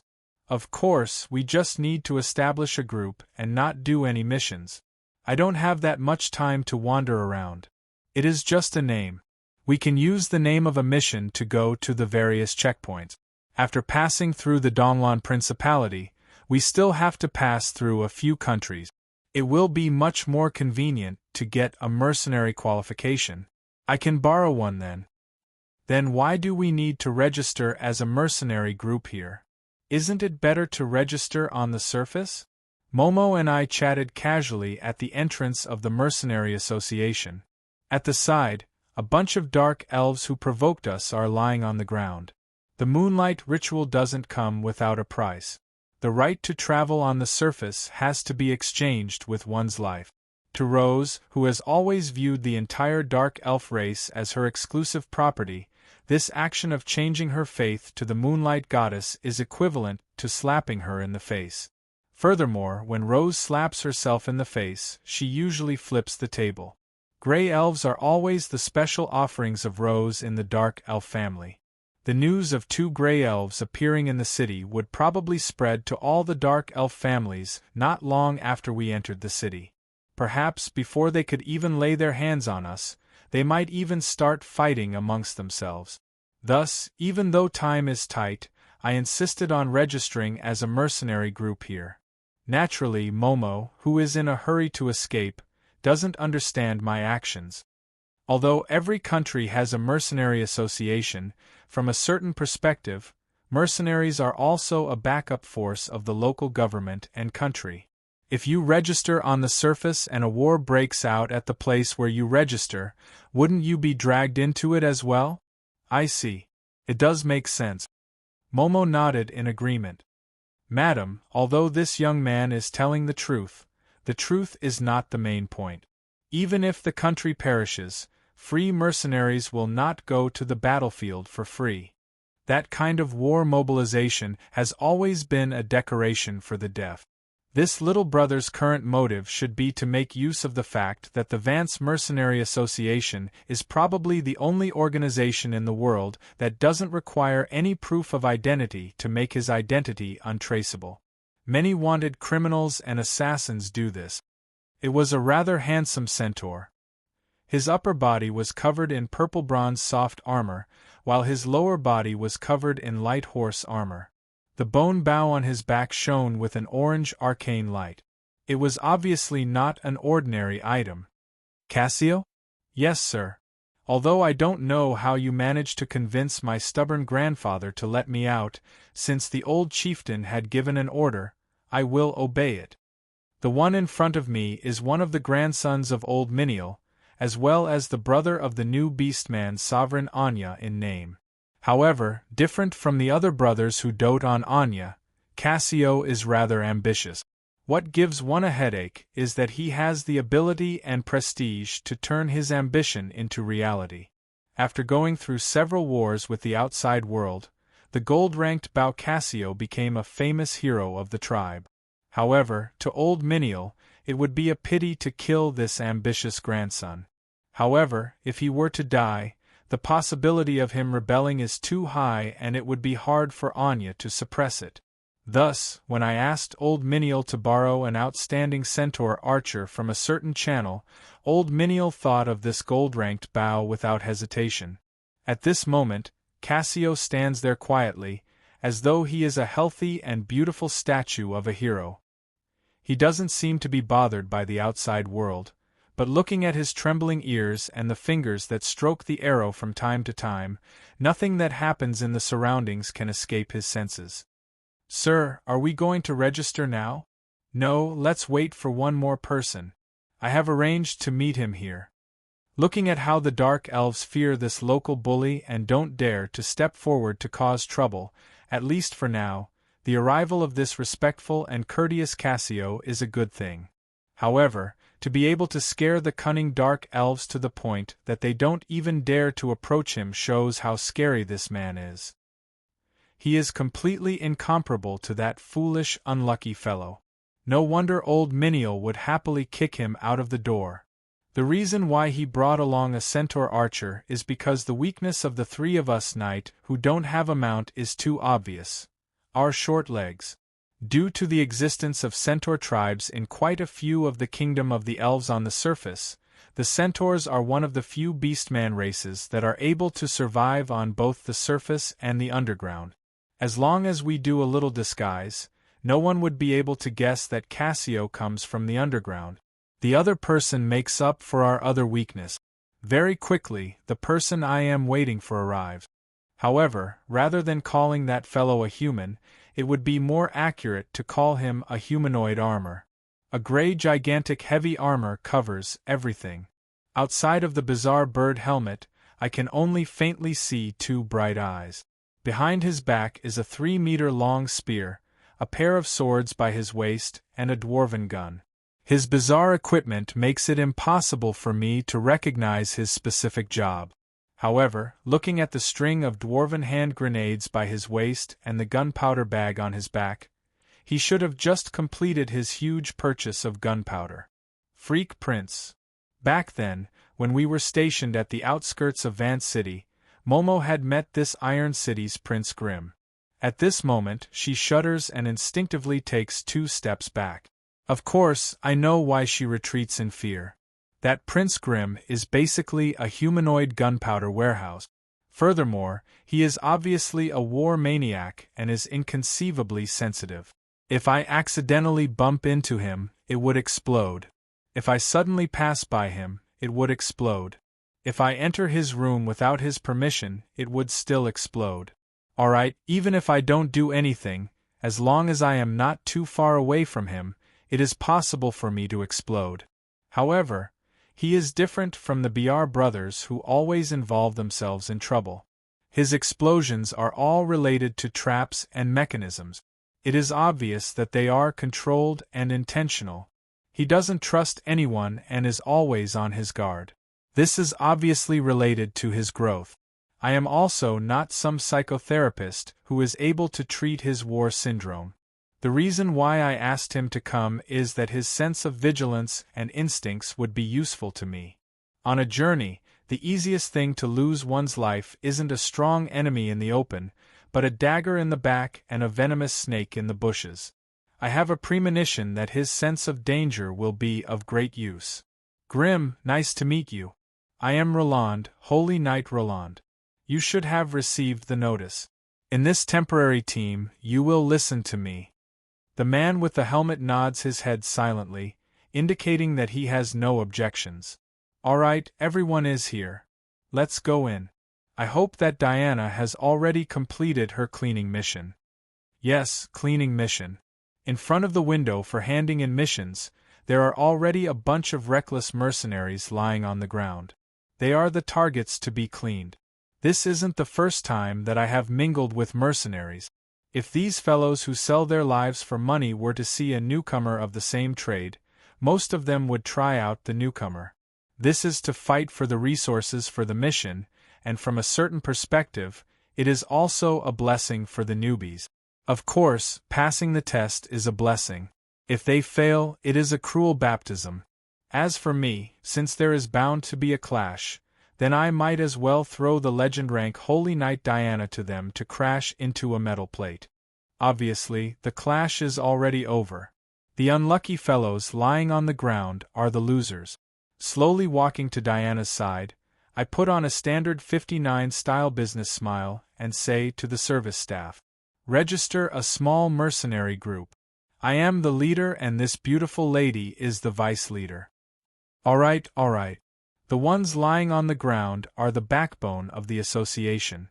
If they don't know that they have met with a tough opponent at this moment, they would really be fools. May I know the name of the mercenary group? Momo and her companions. Alright, everyone ignores this female elf, who is trying to act cute on purpose. Law and Holy Light. We have a Justice Knight and a Holy Knight.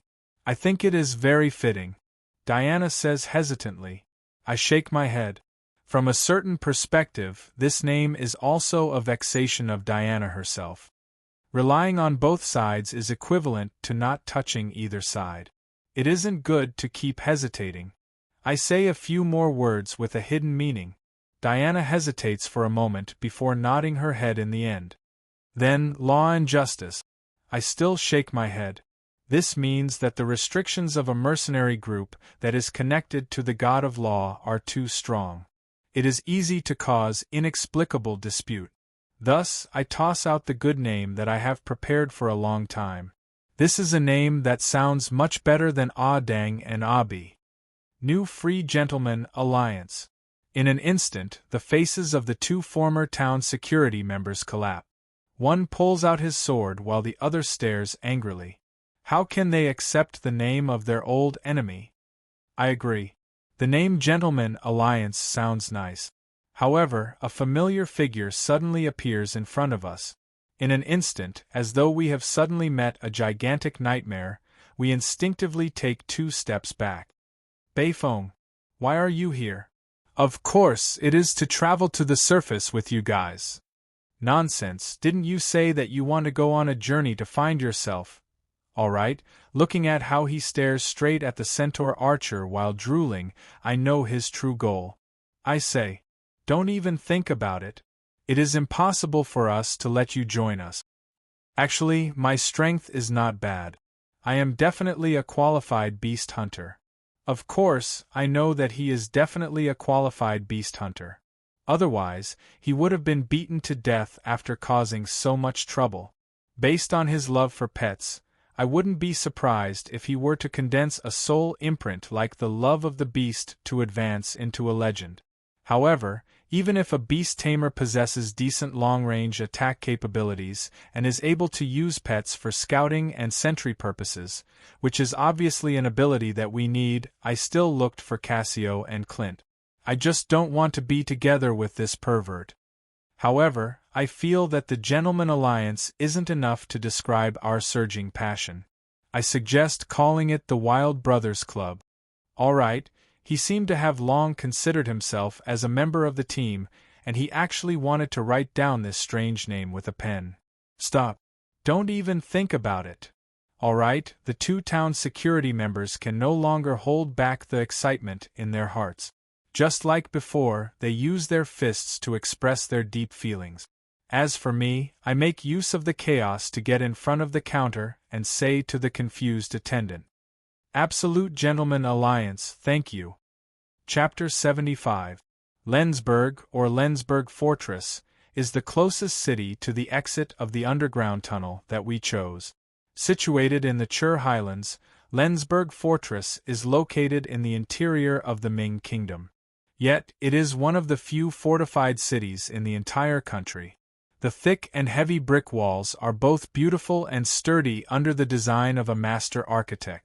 The 10-meter-tall and 3-meter-thick walls were built in the imagination of the giant race. The long moat is filled with hungry piranhas. The reason? They have a good neighbor. The entrance to the underground world is wide open, allowing anyone to enter and anyone to exit. The seasonal raids of the underground beastmen, the traditional trial of the dark elves hunting the surface elves in the middle of the night, the black dragons and red dragons occasionally flying out of the underground tunnel for a change, the mages and necromancers who sneak out to look for experimental subjects, the demons who search for offerings, the worshippers of the malevolent gods. Alright, even I feel that there is a reason why the residents of the underground world are exiled and viewed as enemies.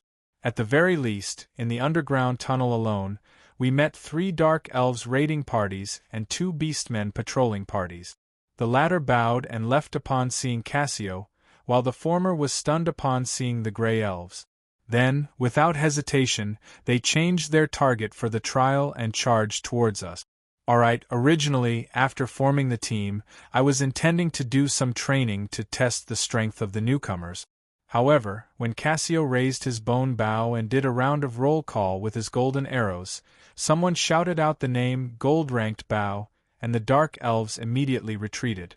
Of course, Cassio's valiant appearance when he shot his arrows was indeed impressive, completely different from the muddle-headed Anya. However, when I saw a certain beast-tamer drooling over Cassio with green eyes, I started to worry for this centaur hero. Gold-ranked? If he isn't even 30 yet, that means that he has just reached adulthood among the centaurs. Not bad, but compared to that gold-ranked beast-tamer half-dragon, he is still lacking by a little. Especially since that fellow is definitely the type to achieve his goals by hook or by crook. The more outstanding you are, the more dangerous it is. I wanted to remind this centaur, but along the way, Beifong was chatting happily with him, making me at a loss as to how to do it.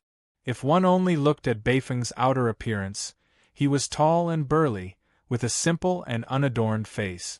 The impression he gave others was not bad, but that deep and strong voice was always slow and gentle, and the way he spoke was humorous and knowledgeable, giving off the feeling of a mature elder and a philosopher.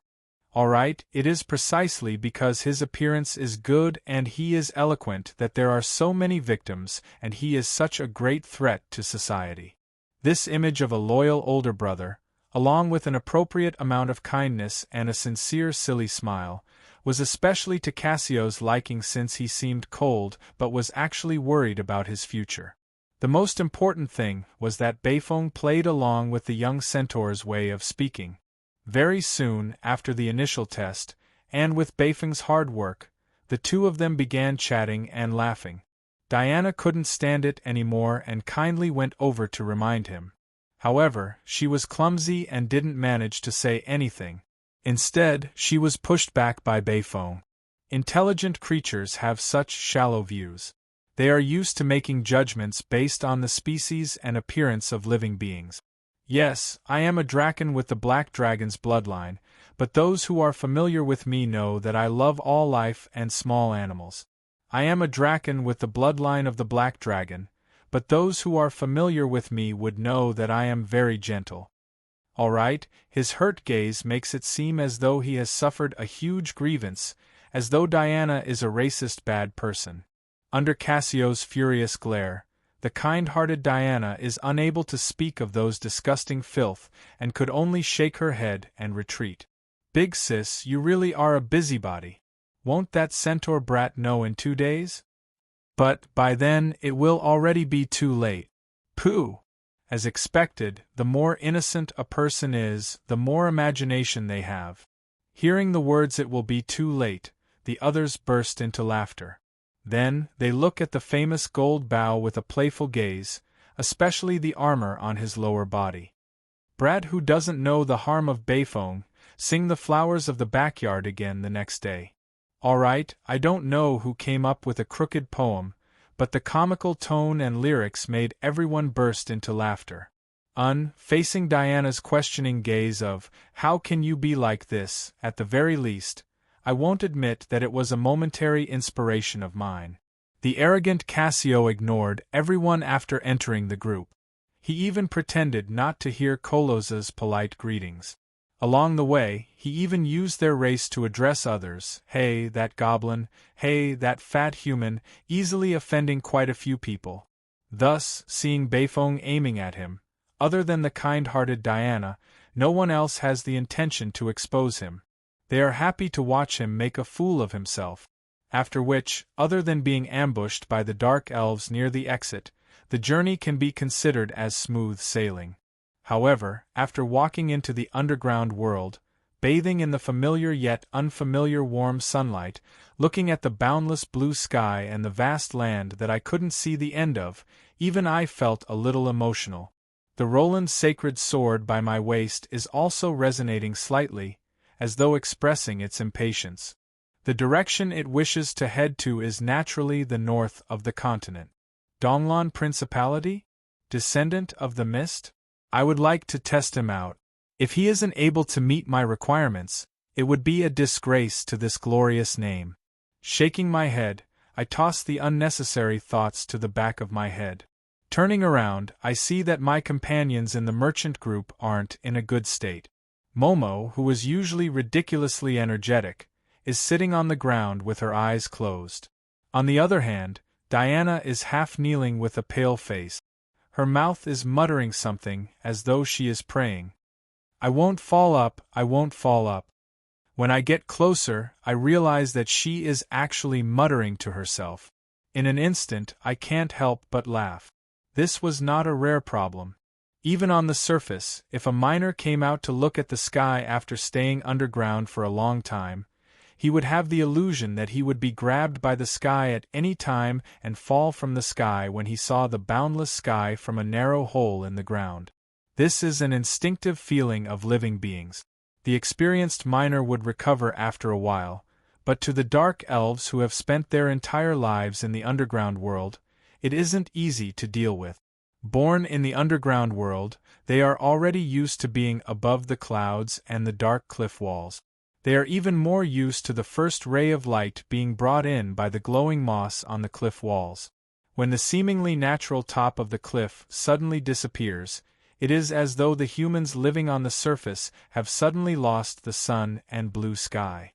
Even if their rationality knows that it is fine, it is inevitable for them to feel extreme discomfort in their body and mind.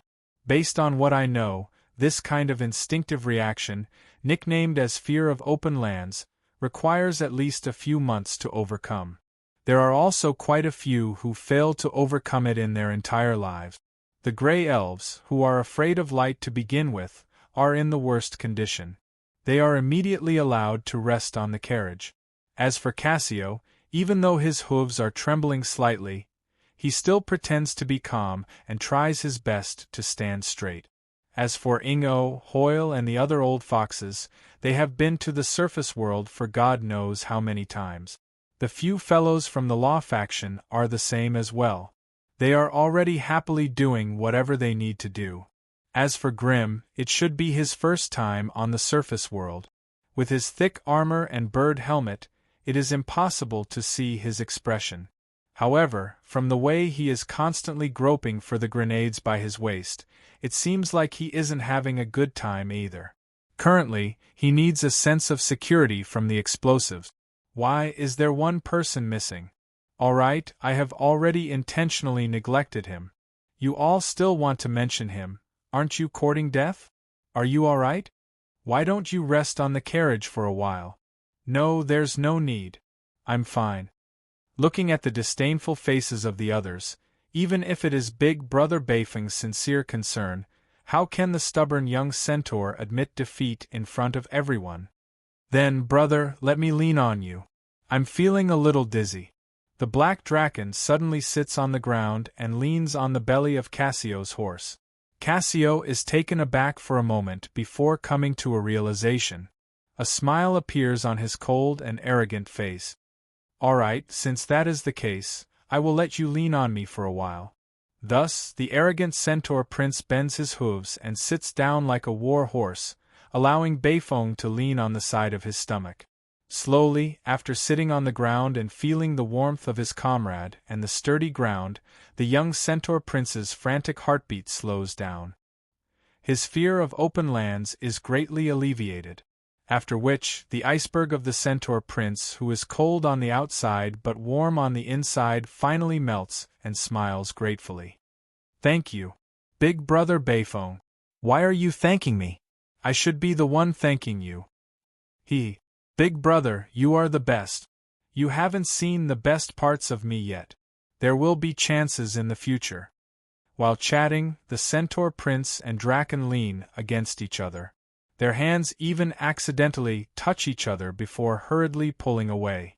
That scene is so intimate that it is impossible to look at it directly. Looking at the frightening scene in front of me, I rub my head and secretly decide that I must quickly find a secluded corner to bury Beifong alive so as to prevent him from polluting my eyes. Judging from the looks of those who are either gritting their teeth or vomiting, there are quite a few who have the same thought. If it wasn't for the fact that this young ace archer isn't weak, they might have already taken action. The Lensburg Castle isn't far from the entrance of the underground city, so we arrive just before sunset. When we reach there, just as we approach the city gates, we meet with a new problem. The one over there, take off your helmet for inspection. Whose slave is that Draken? Does he bite?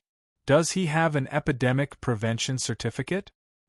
Hearing that Big Brother is being treated as an animal, the impulsive Cassio reaches for his bow, intending to kill the guard as per his usual habit. However, I hurriedly stop him. I don't want to become a wanted criminal the moment I arrive in the human kingdom. Actually, the guard's words are logical. If it wasn't for the holy knight accompanying us, he would have shouted for his men to surround us and attack us the moment he saw the Draken. Draconians are a unique race created by humans. They are completely different from the descendants of dragons that are born from mixed blood. Although they have their own race and culture, they are indeed a natural product. In the chaotic immemorial era, the seven-colored evil dragon god Tiamat and the evil wizard created them to serve the evil dragons, red dragons, black dragons, blue dragons, etc., who are inclined towards chaos. Beifong himself is a draken with the bloodline of the black dragons. On the other hand, the kind-hearted metal dragons, gold dragons, silver dragons, etc., don't have any favorable impressions of these draconians. Due to the natural suppression of their bloodline, most of the draconians are still the servants of the evil dragons. For example, as the new Dragon Queen, the dragon city that Little Red is currently building has countless draconians as servants. This is also the reason why Beifong was able to use those words to gain Cassio's approval. Because in many places, even if the draconians are talented and possess great combat strength, they are still discriminated against due to their fate as servants. Of course, in the chaotic underground world, it is easy for black dragons and red dragons to die in battle. This way, it is easy for their servants and descendants to obtain freedom. This is probably the place with the most number of free draconians. Thus, in the eyes of humans, the black draconians are equivalent to the claws of the evil dragons. Now that there is a saint knight in this party, it is logical to infer that this draconian is the slave or spoil of war of a certain mage. I am the slave of this Lord Centaur. Thank you, little brother. It's fine. I have seen many of these kinds of ordinary people. Don't lower yourself to his level. Beifong pulls the impulsive Cassio back and whispers in his ear. Furthermore, as if to not make things difficult for the other party, Beifong even takes the initiative to admit that he is the other party's slave. In an instant, Cassio feels strangely touched. In an instant, when the two men's eyes meet, lightning sparks fly in all directions. All the affection between them is expressed in their eyes. There is no need for any unnecessary words. In the eyes of the spectators, this scene becomes unbearable once again. Momo is going to vomit. Momo is really going to vomit. At this moment, I am seriously considering whether it is feasible to toss them aside and let them fend for themselves while I look for an archer myself. Alright, after this problem was solved, there was another problem on the other side. Clint insisted on not taking off his helmet, so the city guards naturally wouldn't let him pass. Their argument attracted even more city guards. When these city guards stared at us with wary gazes, and the cannons on the city walls slowly adjusted their aim, I knew that we couldn't continue on like this. Detect evil. The effect of this one-circle divine art is that when the holy light descends, the villains, or rather, those who possess the power of chaos, will be dyed red. In an instant, the black draconians turn red while the bodies of the others radiate a faint white light. Sir Military Officer, look at the radiance on his body. He is also a kind citizen of order. However, this brother of mine has severe burns and the appearance beneath his armor is ugly.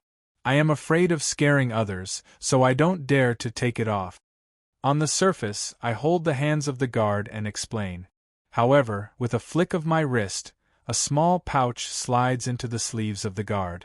Can you help me? For the sake of Baena, goddess of wealth. This isn't the first time that young guard with a face full of pockmarks has accepted bribes. Looking left and right, and seeing that no one is paying attention to them, he flicks his sleeves once more. The sound of metal clashing resounds. Seeing that the amount isn't light, he nods his head in satisfaction. Go in. Don't cause any trouble. When our caravan enters, Harlowe's voice rings in my ears. That pouch isn't light. How much did you spend? This isn't something you are used to. Guess. I'm guessing that it's all copper coins, right? That's 30 copper coins at most. However, for a guard, it isn't a small amount. 5 gold coins. How is that possible? You miser, to think that you would suffer a loss. I have earned quite a bit before this trip. This little bit of money is nothing. No, it isn't a problem of money. It's your personality that will never suffer a loss. 5 gold coins? Is it the flower elf magic coins that will dissipate in a night? That thing is worth 100 times more than normal gold coins. Wouldn't it be a huge loss for me to pay so much in order to prevent the other party from taking advantage of me? No, based on my understanding of you, as long as you are happy, you are willing to pay any price to make others unhappy. Hey, stop keeping me in suspense. Your teacher is really curious. Then go ahead and be curious. While I exclaim at how deep this idiot cat's understanding of me is, I don't intend to reveal the answer. Based on my understanding of her, this omniscient magic pet has an endless thirst for knowledge and secret. Once her curiosity is piqued, she will definitely get to the bottom of it. Otherwise, she won't be able to sleep for the entire night. That way, I can make use of this opportunity to achieve my goal. Hey, don't be like this. You will think about it for the entire night. How about I promise to teach you ice magic that even a magic idiot like you can use? You should tell me now, right? As expected, she gave in an instant and I have achieved my goal. The current me is still too weak. Even if I am just a little stronger, it is good enough. In my current state, I can actually use necromancy and ice magic. I am also a master of necromancy, but if I were to be labeled as a necromancer because of this, I would immediately become a wanted criminal. That would be the end of my identity. Thus, even though I belong to the Chaos faction, the elemental magic that human mages of the Order faction would definitely be able to learn became my only choice. On the other hand, my knowledge of ice magic is still stuck at the level of gathering magic power to blast it. Since there is a master of all magic by my side, naturally, I would ask her for guidance. Pui, you want me to teach this unfilial disciple of yours to be killed once again? Dream on. Alright, if I use the magic pet contract to suppress her, she would indeed teach me. However, if I were to purposely miss a single point, it would be enough for me to be finished at the crucial moment. But I am not anxious at all. She understands me and I understand her. Actually, as long as I find the right method, this Queen of Banshees is easy to deal with. All I have to do is to wait patiently for an opportunity to pique her curiosity. As expected, not even a week after I said those arrogant words, she took the bait. Looking at the little cat who is scratching my neck with all her might but is unable to even break through the Titan's skin, I smile. Alright, the mystery has been revealed. It is indeed 5 gold coins. Didn't I interrupt the training with Momo to buy 2 black iron longswords worth 10 gold coins? So, I placed the shard in that bag. It can be considered as recycling. However, it was indeed 5 gold coins in the past, and it is still worth 5 gold coins now. That longsword's workmanship is shoddy and the cost of crafting it is negligible. The cost of materials and the price of the sword are basically the same. However, I am not so bored as to forge a new black iron sword. Impossible! When did you prepare it? I prepared it on the way here.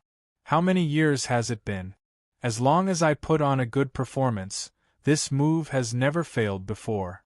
Yes, I knew that there would definitely be a problem when we enter the city.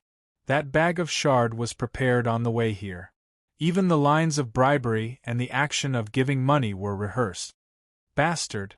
You dare to make a fool out of me! Brat, just you wait. The sudden shout behind me makes me shake my head. Sigh, you didn't even change the lines. It really lacks novelty. Aren't you afraid that he will lead his troops to find trouble with you? It is one thing for a small soldier to take advantage of us, but it is weird for him to call his comrades to seek revenge. If he were to slander you as a spy, wouldn't he be able to call for help? Isn't that how all night novels are written? This is a classic plot. I look at Harlowe sympathetically. As expected, reading too many night novels will result in a brain damage. With just this level of intelligence, she claims to be an omniscient person. Then, you have to first explain why he let a spy in. Furthermore, if he finds out that we aren't spies and it is just him making a false report for revenge, wouldn't that small soldier have to lose his head? As expected of my disciple, you are indeed a sly old fox. Thank you for your compliment, but please call him an experienced monk. The master and disciple look at each other, instantly feeling a sense of appreciation for each other. Behind us, Momo, who saw this scene, suddenly tugs on Diana's sleeve. Look at that Roland. His expression when looking at that cat is so weird, as though he is looking at it as a human. Could it be that he is the same species as Bayphone? That's why he didn't touch Big Sister that night? Ever since Diana, who was annoyed by Momo, revealed that she is still a young lady, Momo has been making all kinds of malicious guesses about Roland. Shut up. You are not allowed to mention that night. Recalling the weird gazes that everyone looked at her after that day, Diana sighs helplessly. Recently, my luck is really bad. I really offended the god of misfortune. Not long after, this complaint reached my ears, and I immediately laughed heartily. You didn't offend the god of misfortune, but the halo of calamity. Haha, I found another one whose luck is lower than mine. Nice to meet you, unlucky lightning rod number 3. Let us get along well. Chapter 76. Borrowing the dim light from the oil lamp, I lay on the bed and read a book, waiting for the first ray of sunlight to shine into the room. The warm sunlight gradually warms my body and mind. This is an ordinary life that most people are used to, but it is my most cherished enjoyment. I didn't manage to read much of the book, but my thoughts were running wild. My mind is the clearest in the morning, and all kinds of bad ideas pop up one after another. Perhaps this is the instinct of life to yearn for the light. It has been almost half a month since I arrived at this lance fortress. Ingo's merchant group has already left. They are heading towards the Ottoman Empire to attend the inauguration ceremony of the new Emperor Dasos, and that Roland robot is the congratulatory gift. The Ottoman royalty and nobles, who are known for their extravagance, also pursue rare items. There is definitely only one such novel and interesting robot. In Ingo's calculations, this gift of a gift from 1,000 miles away is definitely a profitable investment. The merchant group has long left, but I have no intention of leaving. Every day I only practice my swordsmanship, read books, stroll the streets, chat, and drink tea. I am as idle as a retired old man. Could it be that this fellow really came to the human world for a vacation? Amidst the confused gazes of the onlookers, I actually did many things. For example, collecting information, updating the current situation and changes in the various countries in the continent, and making adjustments for future operations. I have to say, due to the long and dangerous underground tunnel and the chaos of the underground world, a piece of news on the surface would usually become a thing of the past when it reaches the underground. Unless it is an important piece of news brought back by a spy, normal information would take at least half a year to transmit, and mistakes and errors are unavoidable. Furthermore, most of the residents of the underground world can't even finish their own lives, so how would they have the leisure to care about the surface that is thousands of miles away? Even gossip travels slowly. Thus, most of the information that Sulphur Mountain City receives comes from the idle chatter of merchants, and most of them are from 30 years ago. Wrong information can only lead to wrong judgment. Without even knowing the personalities and backgrounds of the leaders of the various countries, how can we make targeted arrangements? This point needs to be corrected. It sounds elegant and high class, but in reality, it is just reading a newspaper and reading a book. Due to the existence of the God of Knowledge, the printing technology of the He continent was rather advanced. Just like the daily newspapers of Sulphur Mountain City, the Ming Dynasty United Kingdom also had its own newspaper industry. Even though the newspapers that were sent from the capital, Casserola City, to this fortress city were usually 3 months old and there weren't many types of newspapers, it was still much better than the useless information from decades ago in the underground world. Even so, the amount of old newspapers and periodicals I had read in half a month was enough to fill 3 or 4 rooms. The evil underground world is getting restless? The legendary Underground Alliance had surfaced. Our wise King Arthur too has called for a long war. Even Molly's name was written incorrectly. The Underground Alliance has changed a long time ago, it's just as outdated information.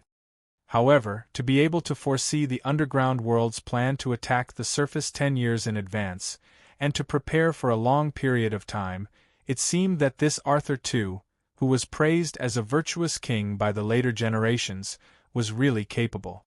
Gathering intelligence was just a daily activity. There were many things that seemed unimportant but were actually very important to deal with. For example, identity, background, and accent. In order to blend into human society, I had to first solve these 2 problems. The way ancient people spoke and the way modern people spoke were 2 completely different concepts. Even the most commonly used common language had many different dialects and accents. This might seem like a small matter, but it was often the easiest way to reveal one's true identity. To me, learning to imitate an accent wasn't a problem. What was difficult was to remove those ancient words that had long disappeared from history. If I were to recite 300-year-old words and the grammar of the past, no matter how I looked at it, there would be a problem. In this aspect, the most important practice was to chat with others and read newspapers. In this aspect, I could only try 1 word at a time. It was time-consuming and exhausting, but it was already effective. In terms of identity and background, I had already made preparations long ago. Under my arrangements, a declining noble family with the background of the Mist Country had already resided in this city for more than 20 years. Their ancestor had helped the previous king fight for the throne and obtained the title of knight. Although they had already lost their noble title in this generation and were only relying on a few pieces of land to sustain their lives, they could still be considered as a member of the human nobility. They had a son, Rollo, who was suffering from leprosy. He was sent to a monastery to live a secluded life. Occasionally, he would return, but in fear of infecting others, he would be wrapped in bandages and black cloth, making it impossible for others to see his face. 4 years ago, perhaps due to their pious prayers being heard by the heavens, the God of holy light performed a miracle and healed the pitiful young man, bestowing him the identity of a holy knight. Inconceivably, the young man ventured into the underground world alone. In the eyes of most of the nobles in the city, this was just another propaganda story used by the Holy Church to expand their influence. Anyway, the young man wouldn't be able to return, so who knows if it was true or not. But surprisingly, there was a continuation to this story recently. Just when everyone was feeling sorry for the miraculously healed young man who rashly sent himself to his death, half a month ago, he actually returned. Furthermore, he returned with quite a bit of wealth, as if he had reaped a great harvest. His nickname was Rollo and his full name was Roland.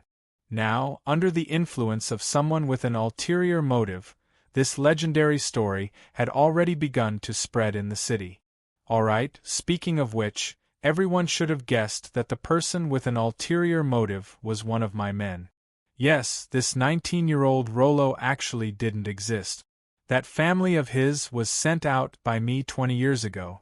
The real person involved in this identity had long settled down in Sulphur Mountain City. In order to make the two identities as similar as possible, the few times that Rollo came into contact with his neighbors, I was the one who personally acted as him. In fact, I even purposely left behind some obvious traces of myself, such as the weird tone of voice and the rather weird cross-legged sitting posture. Plotting 20 years in advance just for the identity of a noble and a clean background, doesn't it seem unnecessary? No, in my eyes this still isn't enough. Even though I felt helpless in this world, as the rulers, humans are probably the most xenophobic race. If one wants to survive in the human society or climb up the ranks to become a superior noble, a noble identity that has been passed down for 3 generations is a must. If one were to be treated as a spy of another race, there would probably be nothing left to do. Of course, there are quite a few blank spots in this history. If someone were to investigate it in the future, there would definitely be suspicious points. However, suspicious points are much more trustworthy than a completely blank past. Being unclear of one's origin can be used as a weak point to be attacked. But, if one were to attack the other party just because of a suspicious point, at the very least, one would have to come up with evidence to prove that this identity is fake. This isn't an easy task. Recently, I had been strolling around the streets every day, greeting the neighbors' uncles, aunties and grocery aunties. I even displayed those strange traces of myself in order to make the two identities overlap and increase the authenticity of my fake identity. But, due to certain reasons, due to my pathetic luck, I went a little overboard. Pooey, Roland, I heard that you have a fetish for old ladies? Nonsense. How could there be such a ridiculous fetish? It's just that damned daily quest requires me to help old ladies cross the road 10 times. However, there aren't any so-called pedestrian crossings here, and there are even fewer horse carriages. In the end, after waiting for an entire afternoon, I only met 3 old ladies who fit the criteria. In the end, I even begged them to let me help them cross the road. In the end, my eyes lit up as I looked for old ladies everywhere, trying to please them. That's how I got this bad nickname. No, I heard that it's the wild dog Terminator. Nonsense, dogs are humans' best friends. I really like that quest of bathing wild dogs, it's just that the dogs don't like it. What a bunch of sharp teeth and claws. Fortunately, I have holy light, otherwise I wouldn't be able to see anyone the next day. Ah, I heard that you were caught on the spot because you followed a beauty with evil intentions? Nonsense, my goal is only to defeat evil and take care of those hoodlums. It's a pity that I didn't manage to catch a single hoodlum that day. As expected, was the Holy Knight's stealth skills lacking? As for being arrested, I am a Holy Knight, so how could they possibly arrest me? It only took a little effort to convince the guards. The end result of these quests, other than letting me deeply understand that the system is still as deceptive as ever, doing good is harder than doing bad. It also made the miraculous Roland, and lucky little Roland, turn into overly kind Roland, and then into that Roland next door who has water in his head, and it's a pity that the young lad's brain has been burnt by the holy light. It's fine, this way the impression I leave on others would be deeper. Being a little silly is more in line with the character of a hot-blooded person who rushes into the underground world to die. It's a good thing, it's a good thing. This is my self-deception, filled with tears of blood. But, sometimes, when calamities descend one after another, when one's image collapses, there is a limit to self-deception.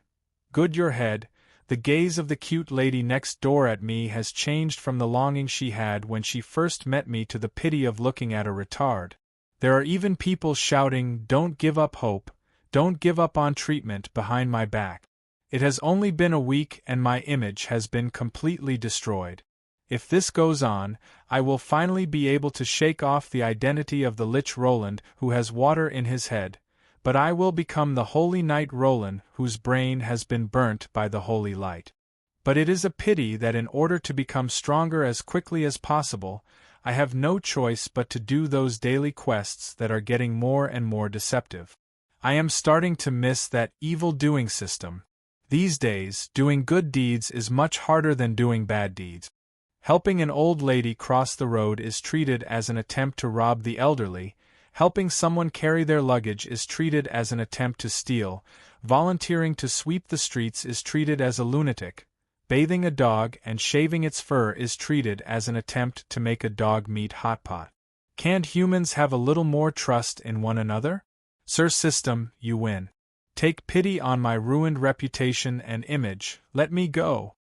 Now, even that silly big sister Diana is looking at me strangely. When she sees me being scammed by the system, she doesn't look as surprised as before. Instead, she nods her head matter-of-factly, as though saying, "Yeah, that's how Roland should be." As expected, that dignified Judge Womians is just a facade. But today, just as I was halfway through reading the newspaper, I was attracted by a piece of news from 3 months ago. The new emperor of the powerful Ottoman Empire has ascended to the throne. Including the Bubi Principality, Donlon Principality, and Kasilo Kingdom, 42 vassal states have sent their royalty to congratulate him. It is expected that during the ceremony, they will present their flags as a symbol of their loyalty and trust, Kacha. With a crisp sound, the newspaper is split into 2 halves. Vassal states? My blood surges and I can no longer see the rest of the words.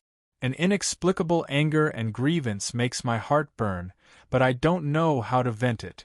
Even though I already knew that the current Donlon Principality is no longer the powerful warring state that was independent for 1,000 years, and I can understand that it is international practice for a small country to submit to a large country, but when I think about how the Mist War flag, which symbolizes unyielding and protection, is actually going to be placed under the royal flag of a certain empire, an inexplicable feeling of grievance makes me so angry that I want to kill someone.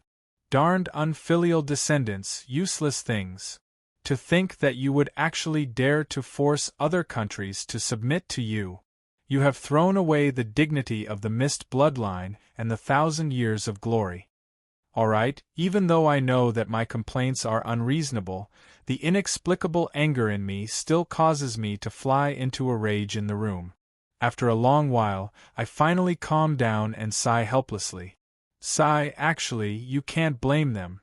I know that there are some things that cannot be blamed on the later generations. It is already impressive that the later generations are able to rebuild their country. If we really want to blame someone, we can only blame the previous generation's ruler. Thus, after calming down, I look at the torn newspaper once again and piece him together. Even though it is infuriating, this intelligence is indeed very important, so I have to study it carefully. The new Emperor Dasos, isn't he the king of winter wolves in history? Even though he is an unlucky fellow who was turned gay by Victoria, his achievements in history are outstanding.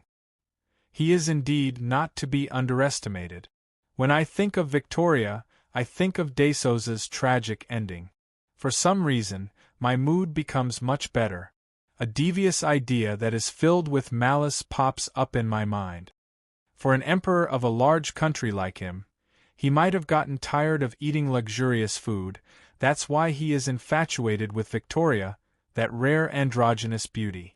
Perhaps, even though Victoria is no longer around, Kolos is still around. She is also an androgynous beauty. Why don't I try to turn him gay again, and leave him in history once more? Alright, even though I am just saying it casually to vent my anger over the Mist royalty being forced to lower their heads, Kolos, who is preaching in the square, suddenly feels a chill down her spine. She shudders, as though misfortune is about to descend upon her.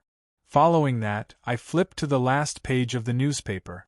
There are portraits and a brief introduction of the representatives of the various vassal states who are participating in the succession ceremony. Domlon Principality, I got it. Is it a princess? Renee Chin missed? Gotcha. The newspaper that was barely pieced together is completely destroyed. This time, it isn't because of anger, but because of the scene in front of me. At the corner of the newspaper there is a vivid portrait. On the portrait, a valiant female knight wearing silver armor is waving to the people with a bright smile. Knight Princess Renee, the only descendant of the mist in the world. She is deeply trusted by the people. An impostor of the descendant of the mist? All my guesses are useless now. In front of the valiant face of the female knight, I have to admit it even if I don't want to. Roland! Look at this. This Lord Princess looks so similar to Rollo and you. Could it be that you are a family? Don't try to deny it. This time, the evidence is conclusive. Hurry up and let Momo meet the cute little Rollo. Momo rushes in. In her hands, she is waving a newspaper that is exactly the same as the one in my hands. As for that knight princess named Renee, she actually looks 90% similar to me. If it wasn't for the gentleness of a female instead of a male, the sharpness of her face and the thinness of her eyebrows, it would seem as though we are the same person. Staring at the portrait of the young lady, I make up my mind. Looks like we have to make a trip to the capital of the Ottoman Empire, Kajisi City. Chapter 77. Renee Chin Mist, 14 years old. After the death of her father Cash Mist in battle, she became the sole successor of the Mist bloodline, gaining the trust of the people and the military. This Knight Princess's experience is similar to ours. A year ago, during the border conflict, the Beastman army suddenly attacked and the previous King Cash was outnumbered and died in battle.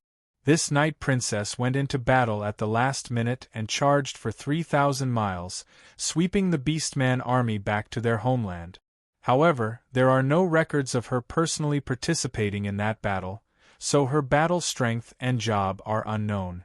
Regardless of whether it is within the country or abroad, she has already been compared to the legendary Gemini Roland and Cavendish. 300 years ago, the legendary Holy Knight Roland grew rapidly in battle, reaching bronze at 12, silver at 13, and gold at 14. Before his death, it is said that the god of holy light appeared and allowed him to break through the legend realm, killing countless enemies. However, it is a pity that he was too young and died of exhaustion. Even if he is the fastest growing human, this kind of growth speed is still inconceivable. According to this speed, wouldn't he become a semi-god at 20 years old? In fact, due to his growth speed being too ridiculous, there are private rumors saying that he was wronged and in the end, the god of holy light couldn't stand it anymore, so he bestowed him the power to break through. Based on this rumor, a bishop even proposed to confer the title of Saint Roland and give him the posthumous title of Saint Roland. However, this is obviously exposing his own dark history and slapping the face of the entire Holy Church, so naturally, it is impossible for it to pass. Alright, the rumors are so unbelievable, but the truth is that a certain transcender killed monsters and leveled up crazily in battle, thinking that he would be able to turn the tables, but in the end, he couldn't escape the tragedy of history. On the other hand, if Roland was a growth-type genius, then Cavendish would have been an unimaginable genius from the very beginning. He was a mage and warrior at the same time, and he had already broken through to the gold rank at an early age. At the age of 12, he was already a legend, which led to the bloodshed of Bern. If Roland was a genius that only appeared once every 300 years in the Holy Church, then Cavendish would be a genius that only appeared once every 1,000 years in the entire HE. However, only I knew that Cavendish had long reached the threshold of the saint rank. He didn't break through at the same time by cultivating magic and martial arts at the same time. Instead, after cultivating his magic to the legend rank, he got bored and went to cultivate his martial arts to reach the legend rank once more. This kind of growth was obviously even more inhuman, but if it was inhuman in the first place, then it could be explained. In my research in the future, I found out that Cavendish was a demon fetus, or rather, even though he was a human, he was chosen by the Chaos Abyss. How could he possibly be ordinary? It could be said that the most important goal of the demon invasion, which was filled with suspicions, was to return the favored child of the Chaos Abyss. And in another unexpected adventure, I discovered a whole lot of shady dealings back then. A certain brain-dead prophet predicted that the Prince of the Abyss would be born from the Gemini twins of the extreme north. In order to prevent such a fate from happening, they first used the upper echelons of the Holy Church to test the pressure, forcing the royal family to hand over their eldest son to the Holy Church as a soft hostage. Then, they attempted to make him a holy knight to resist fate. At the same time, they sent assassins to assassinate the second son multiple times, which became an opportunity for the second son to grow. To speak the truth, this prophecy was indeed correct. With the system accompanying me, if I were to go all out and kill people to level up, I would definitely be even more of a demon fetus than Cavendish. In the history, it was indeed Roland who became the Prince of the Abyss. From the looks of it, the prophecy of both princes being demon fetus wasn't wrong. But sometimes I would also think that if it wasn't for this ridiculous prophecy, we wouldn't have been forced to such a state. Did the prophecy really come true, or did the prophecy create the truth through its own butterfly effect? I'm afraid that no one would be able to figure it out. But if one were to look into it, it would be like the chicken before the egg, or the egg before the chicken. It is an unsolvable question that makes one feel puzzled and meaningless. But a fly doesn't bite an egg without a crack. Even without the instigation of a schemer, under the general trend of history and the attraction of benefits, war would still have been triggered in the end. Being outnumbered, the final outcome would probably still be the same. Alright, back to the main topic. Even though they were princes of a fallen country, even though history was distorted and not recognized by the mainstream, one was a tragic hero who sacrificed himself for his country, while the other was an anti-hero who sacrificed everything in order to avenge his fallen country. Even in the modern era, the twin princes were still the pride of the Mist Country. For this princess to be compared to the legendary twin stars of 300 years ago, it was sufficient to prove the love and reverence the citizens had for her. But I also noticed that the clothes and hairstyle of Princess Renée in the portrait were all imitations of Roland back then. Even the silver female armor she was wearing was a female version of my Thorn War armor. That seemingly cheerful smile of hers was an extension of the standard smile of a saint knight. If she doesn't worship the heroic figure from 300 years ago, then, the greatest possibility is that she is intentionally imitating the heroic figure from the legends. If the power of the country has deteriorated to the point that she, as a princess, has to create a god to gather the hearts of the people, this isn't a good sign. Perhaps I had been subconsciously avoiding the new owner of that country, which was why I had been treating her as an imposter or as if I didn't care.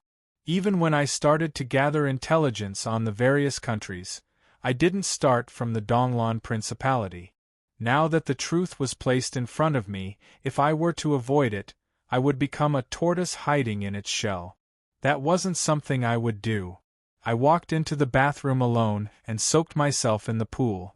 Taking off the time distortion ring, I carefully adjusted the scale on the ring from 20 to 12 before putting it on. Then, as expected, it's exactly the same. When one's age returned to the time when they had just started their second puberty, the difference in gender wasn't as obvious. The mirror on the wall and the face that was almost identical to the one on the poster shattered the last shred of hope I had. Could it be that I really got into trouble that time when I drank too much? But that shouldn't be the case. Back then, the Saint Knight Order had a bunch of rules. Before I turned 12, I lived like a monk in Bainan. After that, I fought battles every day.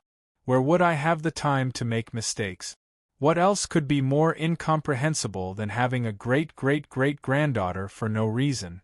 The only consolation I had was that even though they advertised that they were the descendants of Roland, it was unclear whether they were Roland or Cavendish.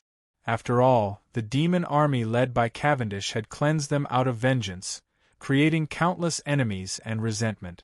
Under that situation, even if they were the descendants of Cavendish, they wouldn't speak the truth. It was normal for them to use the name of Roland. You bastard brother, you still want me to take the blame for you at such a time. Thinking back to the time when we were twins who looked exactly the same and I was the one who was better at talking, Cavendish was much more popular than me. He wasn't bound by all those rules and regulations. At a young age, he knew how to act young, breaking down the guard of his sisters. Not to mention the palace maids, even noble ladies fell for him. He even flaunted it in front of his elder brother. Even though I was gnashing my teeth in hatred, I still paid attention to my image as a crown prince and a saint knight. I pretended to be mature and gentlemanly, paying attention to my reputation and image. In the end, I was still a bachelor when I died. Now that I have a bunch of descendants whom I couldn't even tell if they were real or fake, I felt like I was being taken advantage of. Alright, I admit that it was the envy, jealousy, and hatred of a 300-year-old archmage. According to folklore, a 30-year-old virgin male would naturally become a mage. 300 years old, should I be a forbidden spell mage or an archmage? But when I think about how I have a great-great-great-granddaughter who is physically older than me, the exact seniority is unclear. I feel an inexplicable headache. The door isn't locked? Oh, I'm sorry. Suddenly, the door opens and that ferocious dog walks straight into the bathroom. After calmly looking at me who was soaking in the bath, she turns around and walks out. Oh no, she didn't walk out. She went to lock the door. What is she trying to do? I felt that something was amiss. That is a magic that changes your physical body, right? Which one is your real age and name? Rollo? Roland? I'm guessing that it is Rollo. Otherwise, you would have eaten Big Sister long ago and wouldn't have gotten so angry when I mentioned how useless and underdeveloped you are. I'm sorry, I accidentally stepped on your sore spot. Momo will take note of it in the future. Even though what you said sounds nice, but what are you trying to do? Why did you take off your clothes? Why did you come over? Why did you walk into the bath? What's with that saliva? Just let Momo hug me for a while. Just hug me for a while. Momo won't do anything, really. You should wipe away your saliva first before saying those words. Also, that perverted smile on your lip. As expected of a dark elf. What do you mean by that weird twisting motion of your fingers? What are you trying to do? Be good, my little darling. It will just hurt for a while. The ferocious hound has completely turned into the embodiment of lust. The dumbfounded me has already been forced into a corner. Don't even think about it. Black-skinned elf. Don't touch my man. Momo, what are you doing? A second before Diana broke the lock to enter, a flash of light suddenly shoots out from the ring on her right hand and hits Momo. Under the rage of the demon marquise, she falls to the ground. I'm sorry, Roland. I have activated the emergency rescue procedure, and the ring's energy has been depleted. I'm afraid that I won't be able to contact you for the next 3 days. I really didn't see the water on the ring as the activation procedure. I'm not interested in bathroom play or peeping in the bathroom. Alright, Eliza, even if you are trying to act cute now, I won't find it cute. I'm sorry, Lord. I will scold her properly. Alright, you rushed in directly. Also, can you not look at me so calmly? Even if a boy hasn't developed yet, he still has human rights. The gray elf who rushed in directly lifts her companion up and apologizes with her head lowered.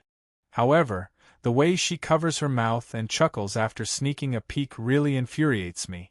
Alright, the two elves have left and the bathroom regains its peace. However, I silently leave the pool. First, I take off Eliza's ring and press it under my clothes.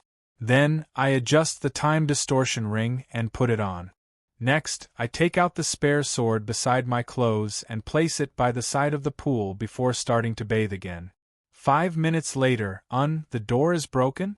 Is there anyone inside? Oh, male clothing. Since the pool is big enough, let's bathe together. Everyone can bathe together and scrub each other's backs. Big brother, you dropped your soap.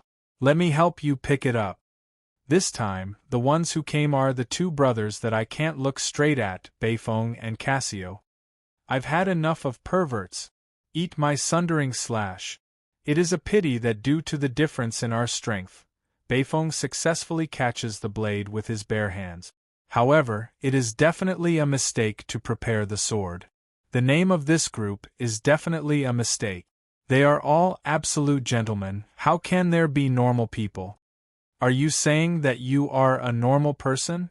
Gentlemen and perverts are attracted to each other. All of a sudden, a wet kitten jumped out of the bathtub. It shook its body to get rid of the water. Then, it walked past me and left the bathroom. Harloise, you are here too. Slimes need to replenish their water regularly. I came earlier than you. Seriously, you are already so old, yet you are still competing with a cat. Right, your body is not bad when you are young, you are really cute. Why don't you consider joining my harem? Although I never recruit males, but since you are so cute, I can make do with a boy. Harloise, eat my holy light slash. The pitch-black night doesn't represent the end of the day. The accident during the day finally turns into a farce that engulfs everything. Initially, I wanted to bathe to recover from my fatigue, but thinking about how that was the start of everything, I could only lie on the bed helplessly. However, unexpectedly, Harloise, who has transformed into a cat, jumps into the room from the window. Hey, it's time to learn. You don't want the news of a holy knight learning elemental magic to be spread out, right? It's better to reduce the title of a freak.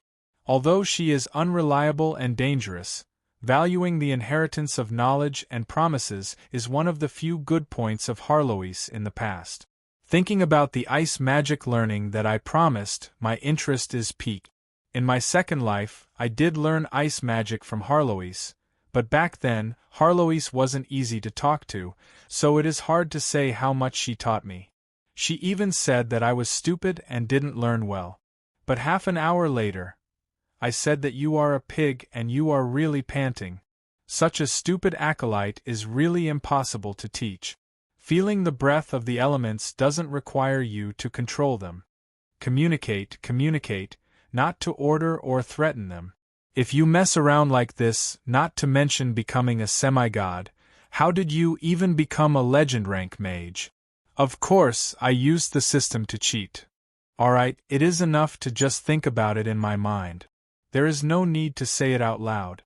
However, it seems that even if Harloise had taught me seriously back then, the results would probably be the same. I really don't know how you managed to teach Eliza. Her ice magic already has its own path, and her potential is limitless. As for you, your understanding is still stuck at the level of an acolyte. I just threw her the spell book and study notes, and told her to ask Marguerite if she doesn't understand. That's all. The cat sighs helplessly, but in a moment of distortion, she transforms into a human form. My leveling up has increased her ability to transform as well. The golden-haired girl appears once again, but, so cute. Looking at the doll-like 3-inch nail in front of me acting like a teacher, I immediately burst into laughter. The intent of revenge in my laughter is obvious. Harloise sighs helplessly. Are you learning or not? If you aren't, I am going to sleep. If you were a little more capable, would I have become so small? The strength of a magic pet is linked to its master. Since I am still a weak chicken, it is obvious that she is still far from turning into a human. Elemental magic comes from the ancient elemental gods. The elemental gods and the elements have their own temperament. Every type of elemental magic has its own nature. Your understanding of ice is only at the surface, so naturally, you are unable to improve. What do you think the nature of ice is? Why did you choose to learn ice back then? The nature of ice?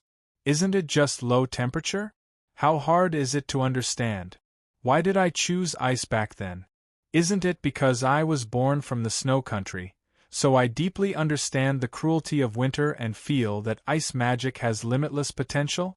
Actually, every high-level elemental mage has their own understanding of the element. The reason why I didn't teach you before wasn't because I was holding something back, but because I wanted you to comprehend it yourself. However, it has already been a few hundred years, and you are still at this level. I know that with your aptitude in magic, who knows how many thousands of years it would take for you to comprehend it completely. Let me talk about my own understanding. With a wave of her hand, a miniature fire eagle soars in the room. Then, with a point of Harloise, a white cloud floats over. I thought that the fire eagle would explode from the clash of ice and fire. However, what surprised me was that the fire eagle only turns white, slowing down its flying speed. This is completely different from the clash of ice and fire that is common knowledge. Suddenly, I understand a little why Eliza is able to control both ice and fire at the same time. Based on my personal understanding, ice isn't something that exists in reality. She is a kind of state and trend that slows things down or even stops them. Hearing these words, I immediately feel some respect for Harloise. Temperature is a kind of energy. Low temperature will decrease the activity of things. These concepts of physics aren't much to a transcender, but for a native mage to reverse engineer the essence of elemental magic, it requires the accumulation of countless theories and experiments. This is enough to prove that Harloise's attainments in magic are extremely high. She is indeed worthy of the title of omniscient. Every ice mage's understanding of the essence of ice is different, and there is no right or wrong between them. As for your little disciple, she specializes in the creation of ice. From what I see, she views ice as the moment of stillness. In the end, she was able to train in both ice and fire because she viewed fire as the moment of movement. Through a combination of movement and stillness, an entire world was formed in her mind. Warriors strengthen their physical body to change the world, while mages use their own will and thoughts to influence the world. Don't use a foolish warrior's way of understanding magic, otherwise, you will remain an apprentice your entire life. Looking at the solemn face of this 3-inch nail, for the first time, I feel that she is indeed a teacher. I silently nod my head. Ice huh. Closing my eyes, I think of the tall snowy mountains and glaciers of my hometown during winter. Living beings strive hard to fight for the right to continue living under the cruel elimination of nature, and nature uses its own methods to choose the strong who have the qualifications to continue living. Thank you, teacher. I think I understand. Chapter 78. Warriors strengthen their physical bodies to change the world, while mages use their own will and thoughts to influence the world. Don't use the foolish warrior's way to understand magic. Otherwise, you will remain an acolyte for the rest of your life, or a foolish warrior who only knows how to wield the sharp sword known as magic. Harloise is right. In the past, I did walk the wrong path. Just because I was troubled by the lack of long-range and long-range attacks as a holy knight, I didn't care about my actual situation and blindly chose to learn ice magic. Demand determines supply. Back then, I didn't really need to dig deep into the potential of ice magic.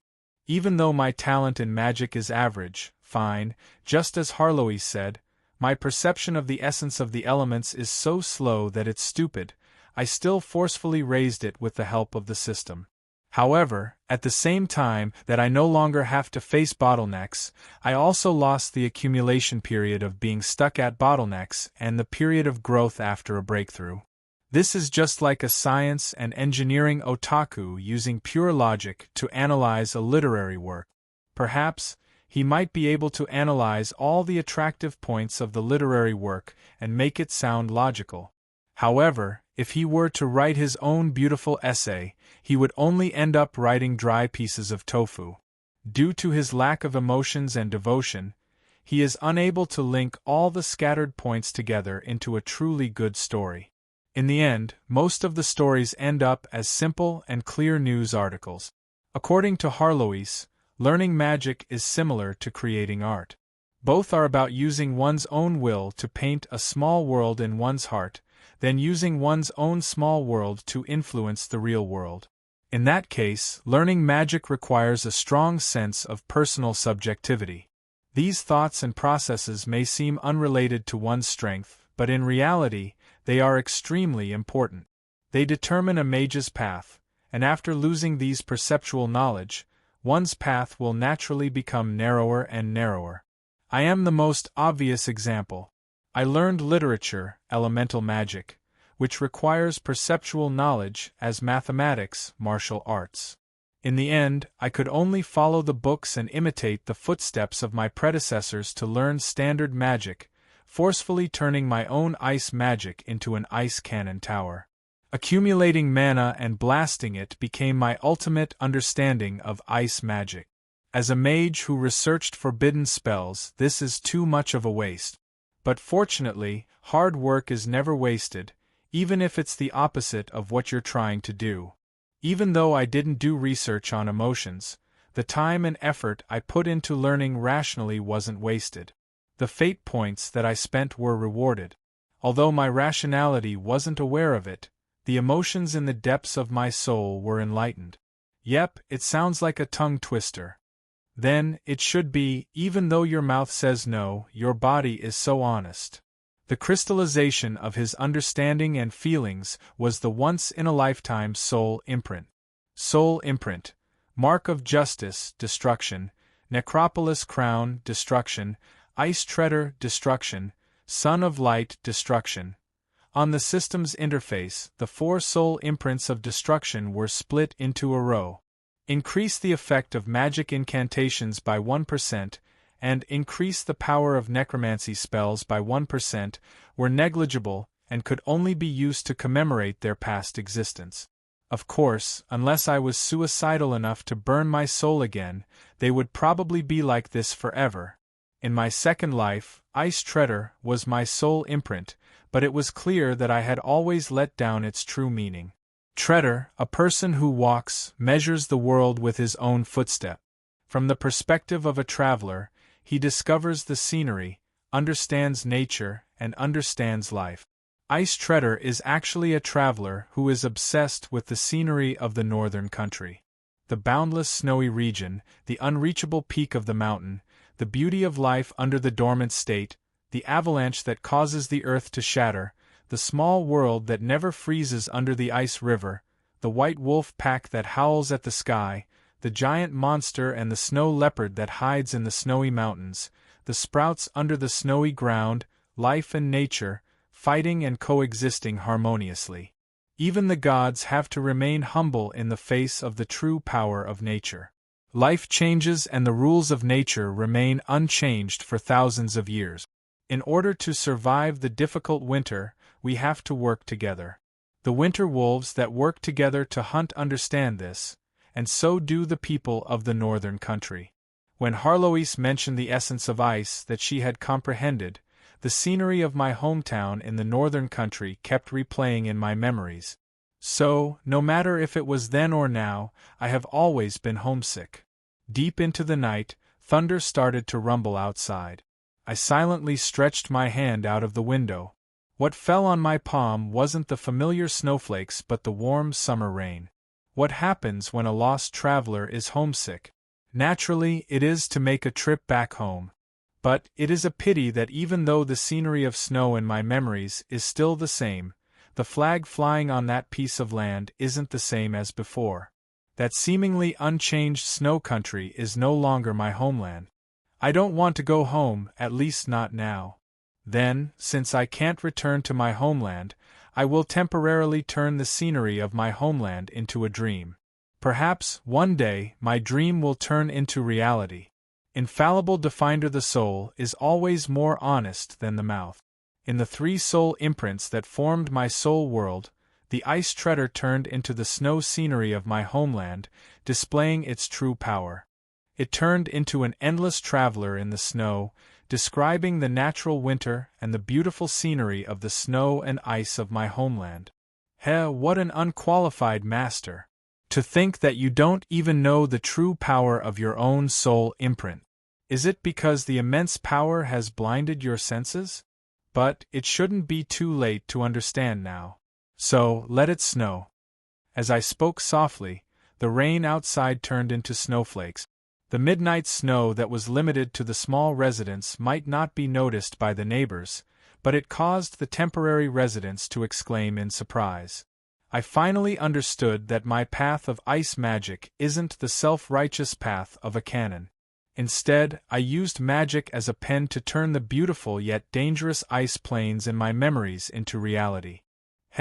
Don't you understand now? Harloise giggled as she jumped onto the windowsill. Turning back into her cat form, she disappeared into the snow. I closed the window. Understanding is just the beginning. There is still a long way to go before I can turn it into actual power.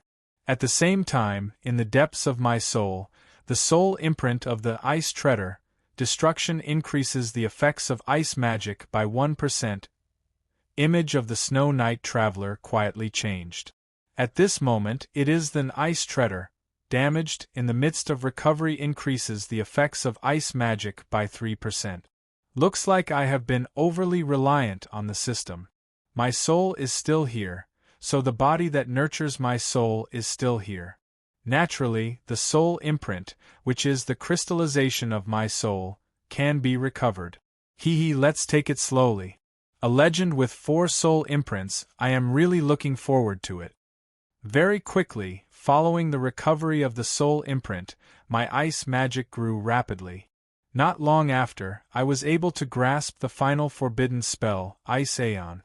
Then, I used the forbidden spell as a threat to force the Ottoman Empire to recognize the independence of the Donglan Principality. Alright, none of the above is possible. Life isn't a dream. Just by relying on one's understanding, one can advance 1,000 miles in a day. Those are the stories in novels. In reality, one has to take things one step at a time. Even though I have already understood the essence of ice and have a plan for my future development, the problem from the past still exists. That is, as expected, my talent in elemental magic is trash. It is still that magic book, it is still that person. Even if he comprehended some principles, he is still that wooden head, unable to understand what I am reading. Thus, after reading for half the night, I can only close the book helplessly. Opening the interface, I use the old method from the past, using the system to cheat. 20 skill points, I really can't bear to part with it. Skill points is a good thing. It can allow me to learn a skill or magic, or raise a skill or magic to a circle. For example, a single skill point can raise a Circle 1 Ice Arrow to a Circle 2 Ice Arrow, greatly increasing the attack power and many other aspects. Now that I have just entered the second rank Bronze rank, the highest I can grasp is a Circle 3 magic. The relationship between the number of magic circles and rank is that a first rank spell is a circle, a second rank spell is a circle, a second rank spell is a circle, a third rank spell is a circle, a third rank spell is a circle, a fourth rank spell is a fifth rank spell, so on and so forth. If I were to throw a dozen skill points into it at one go, alright, then I would be a cripple. Not mentioning the fact that the higher the circle, the more skill points are required to raise. If the circle is too high, then the failure rate of casting will be greatly increased. The backlash of magic can easily kill me. Throwing so many skill points into a one-circle spell without much potential is in itself an extreme waste of resources. The fate points that I have recently aren't enough for me to raise the next level. At this moment, I am still a LV-21 Order Knight/Chaos Witch King. Originally, I should only have 10 skill points for every 2 levels. However, this dual job not only brought me twice the amount of skill points, it also gave me 4 times the expenditure. Before this, I didn't use any skill points at all. That is because I am confident that I can grasp any of the holy light and law elements of the Order Knight without using any skill point. As for necromancy magic, it isn't the time for me to learn it. Thus, I stored it all up, intending to forcefully break through the bottleneck of a high rank. But at this moment, I probably want to increase my fighting prowess very soon. I can vaguely see the path of the future. Since order and chaos are bound to develop in a balanced manner, then naturally, I have to invest more in the weaker areas. Furthermore, with my terrible talent in elemental magic, it is impossible for me to save on skill point. If there is any difference, it would be that I understand the path of the future through comprehension. I am consciously choosing the direction of development, accumulating experience and breaking through, and no longer making random choices. Looking through the messy ice magic on the interface, most of them are powerful turret-type magic. However, what I need isn't them. Very quickly, I found my target. I have already learned the one circle ice magic, Ice Shield. Adding on the other two spells, I should be able to reach my goal.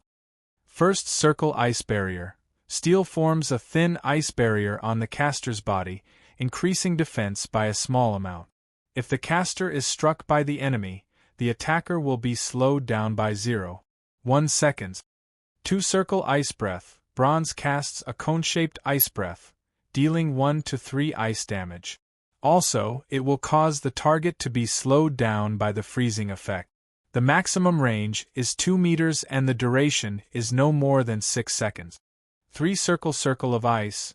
Bronze with the caster as the center, a circle of ice is created and explodes outwards. The circle can only travel for a maximum of 15 meters. Those who come into contact with it will be slowed down by the freezing effect. The attack power of these 3 spells are close to 0, but they are rare ice magic that can slow down the target. If my estimation isn't wrong, they should belong to the same series, which can serve as a stepping stone to higher heights. First is the close-fitting ice shield. The ice armor that can be ignored by the naked eye doesn't have much effect, but it allows me to be enveloped by the ice element. Furthermore, it is one of the few spells that can directly create ice speed reduction, and it is this ice speed reduction that causes the attacker to be slowed down. At this moment, as I continuously activate my magic, a large amount of ice speed reduction is created from the ice armor. Next is ice breath. The ice speed reduction transforms into an icy mist. The ice speed reduction is purified and evolves, and the ground that it touches is covered with a thin layer of ice. Finally, the circle of ice. Following the command, the accumulated ice speed reduction explodes in an instant, destroying the entire room. Regardless of whether it is the furniture or the ceiling, everything is covered with a thin layer of ice. The chain of spells has achieved the effect of 1 + 1 + 1 + 3, but I still furrow my brows in distress. If it was just for this effect, I would have just thrown in a random high-level spell. The huge investment of 2 skill points isn't for this. Is it still not enough? It should still not be enough. Then, there is only that spell left.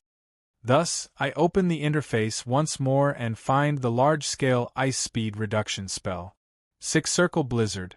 Gold rank create a small-scale blizzard. Use the falling snow to create a large-scale ice damage and movement speed reduction effect. Even if I light up a 6 circle spell, I won't be able to use it for a long period of time. 3 skill points, please don't let me lose everything. In the next second after I activate Blizzard, the ice armor disappears and the ice speed reduction spell that fills the room is suddenly retracted. Then, with a breath and a release, it turns into a higher quality lethal ice speed reduction spell. Ding!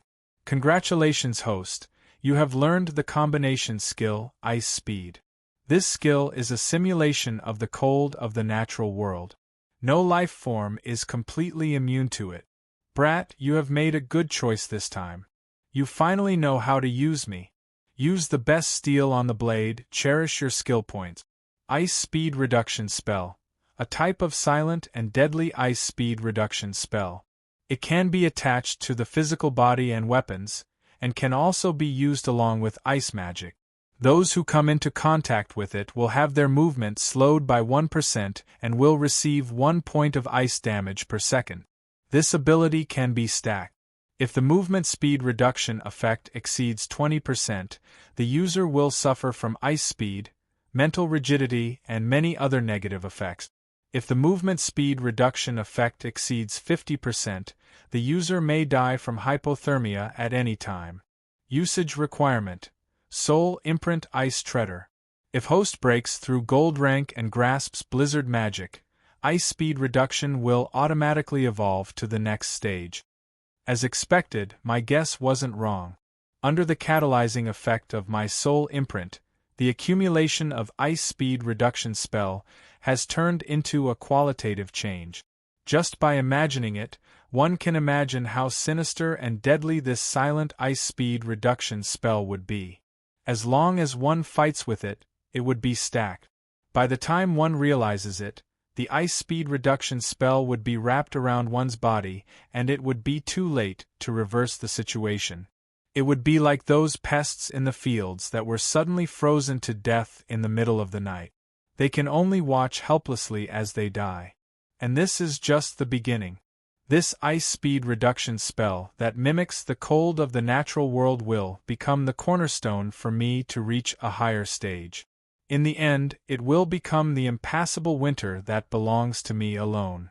As expected, only after passing through the cold of winter will I be able to see the warmth of spring. Only by abandoning my incomplete physical body and starting anew will there be a possibility of improving. Perhaps, with the accumulation of 4 soul imprints and 4 lives, I will be able to reach the peak of this world in this lifetime. Chapter 79. Don't let go of anyone who passes by. You won't lose out in 2 minutes, and you won't be fooled in 2 minutes. As long as you give us 2 minutes, we'll give you a brand new choice in life. Brother, the holy light is watching over you. Everything is possible. The Laughing Sisters welcome you with all sincerity. Mother Earth is protecting you. Anything you want is cheap, and anything you buy is good. Opportunity doesn't come again. Clear out the entire warehouse and sell at a loss. Try it before you buy. Quality guaranteed. Fine 10 times for any fake one. Bayana's golden signboard is trustworthy. Clang clang clang, the God of War is great. The God of War is awesome. As long as you believe in our God of War, you'll be able to cure any illness and strengthen your body without any illness. No matter if it's a cold or stage 10 tuberculosis, as long as you believe in the God of War, you'll definitely be cured.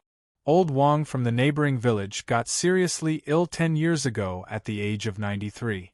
After joining our Church of the God of War, not only did he come back from the dead, he's now full of vigor. Just 2 days ago, he beat up a dozen or so kids. If you thought that this was some store's slogan, then you'd be completely wrong. This was the large plaza in front of the Lens City Lord's residence, and it was the most bustling place in the entire city with the highest flow of people.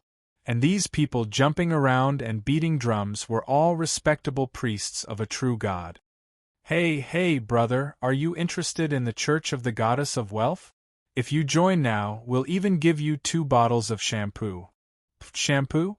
The Laughing Sisters over there are giving you cooking oil. You lack sincerity. Please wait a moment. I'll go ask the Archbishop. We should have cooking oil in reserve. Don't be ridiculous. We're out of cooking oil. How about toilet paper and shampoo? Right, I still have 2 months of free Holy Communion rolls. Deal. But can you wait a moment? I just joined the Church of the God of War, and they only let me leave after 3 months. Sure, join before the end of the year and leave after. You still have to complete the annual mission.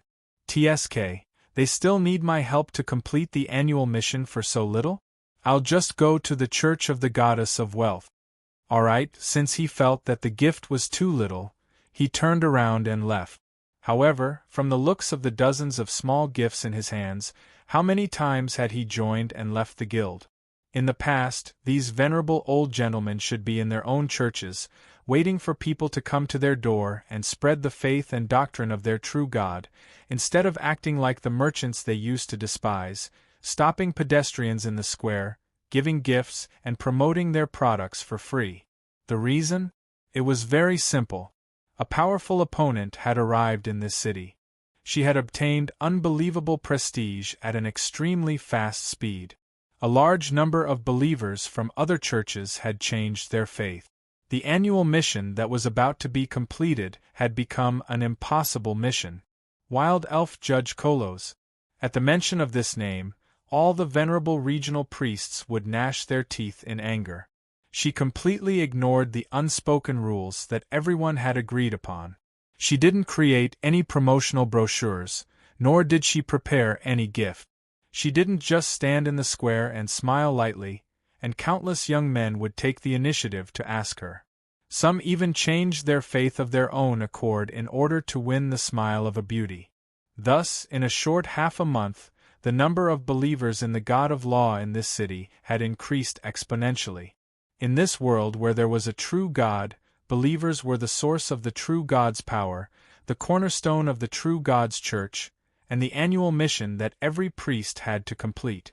The total population of the city didn't increase, but the Church of Law rapidly grew stronger. Naturally, the other churches were at a disadvantage. Faced with the endless number of believers leaving their churches, the other churches were naturally anxious. All right, there were already pitiful young female priests wearing thin clothes, confessing while handing out flyers and gifts to passers-by.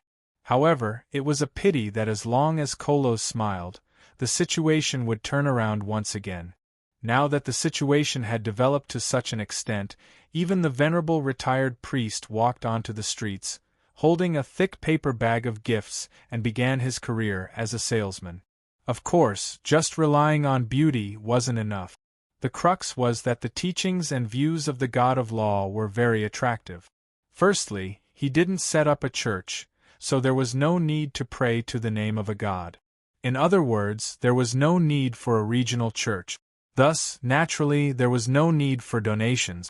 Due to the existence of the cycle of reincarnation and the true God, it was a fact that non-believers would fall into the river Styx after death. It was also a slogan used by the order gods to promote their faith. Thus, as the people of order, humans would usually choose an order god to believe in. However, the church also had to make a living. Thus, the donation of 10% of the total wealth had become an unspoken rule among the churches. But now, there was someone who didn't play by the rules. He directly shouted that he didn't set up a church and didn't take the initiative to accept donations. In the end, it created a snowball effect. Firstly, a large number of merchants changed their faith. This was equivalent to 2 regions simultaneously inviting a merchant to set up a factory. One of them had an annual tax rate of 10% while the other had 0 taxes. Under similar circumstances, as long as one wasn't a fool, they would choose the latter. Of course, the other churches were hesitant on whether they should lower the donation limit. However, this wasn't a decision that a regional church could make. Furthermore, if they were to fight a price war, the other party didn't even have a church, which meant that the cost was 0. How could they win? Secondly, the God of Law, Womians, was a true order god. Yet, this female judge was actually able to provide job changes to the basic jobs.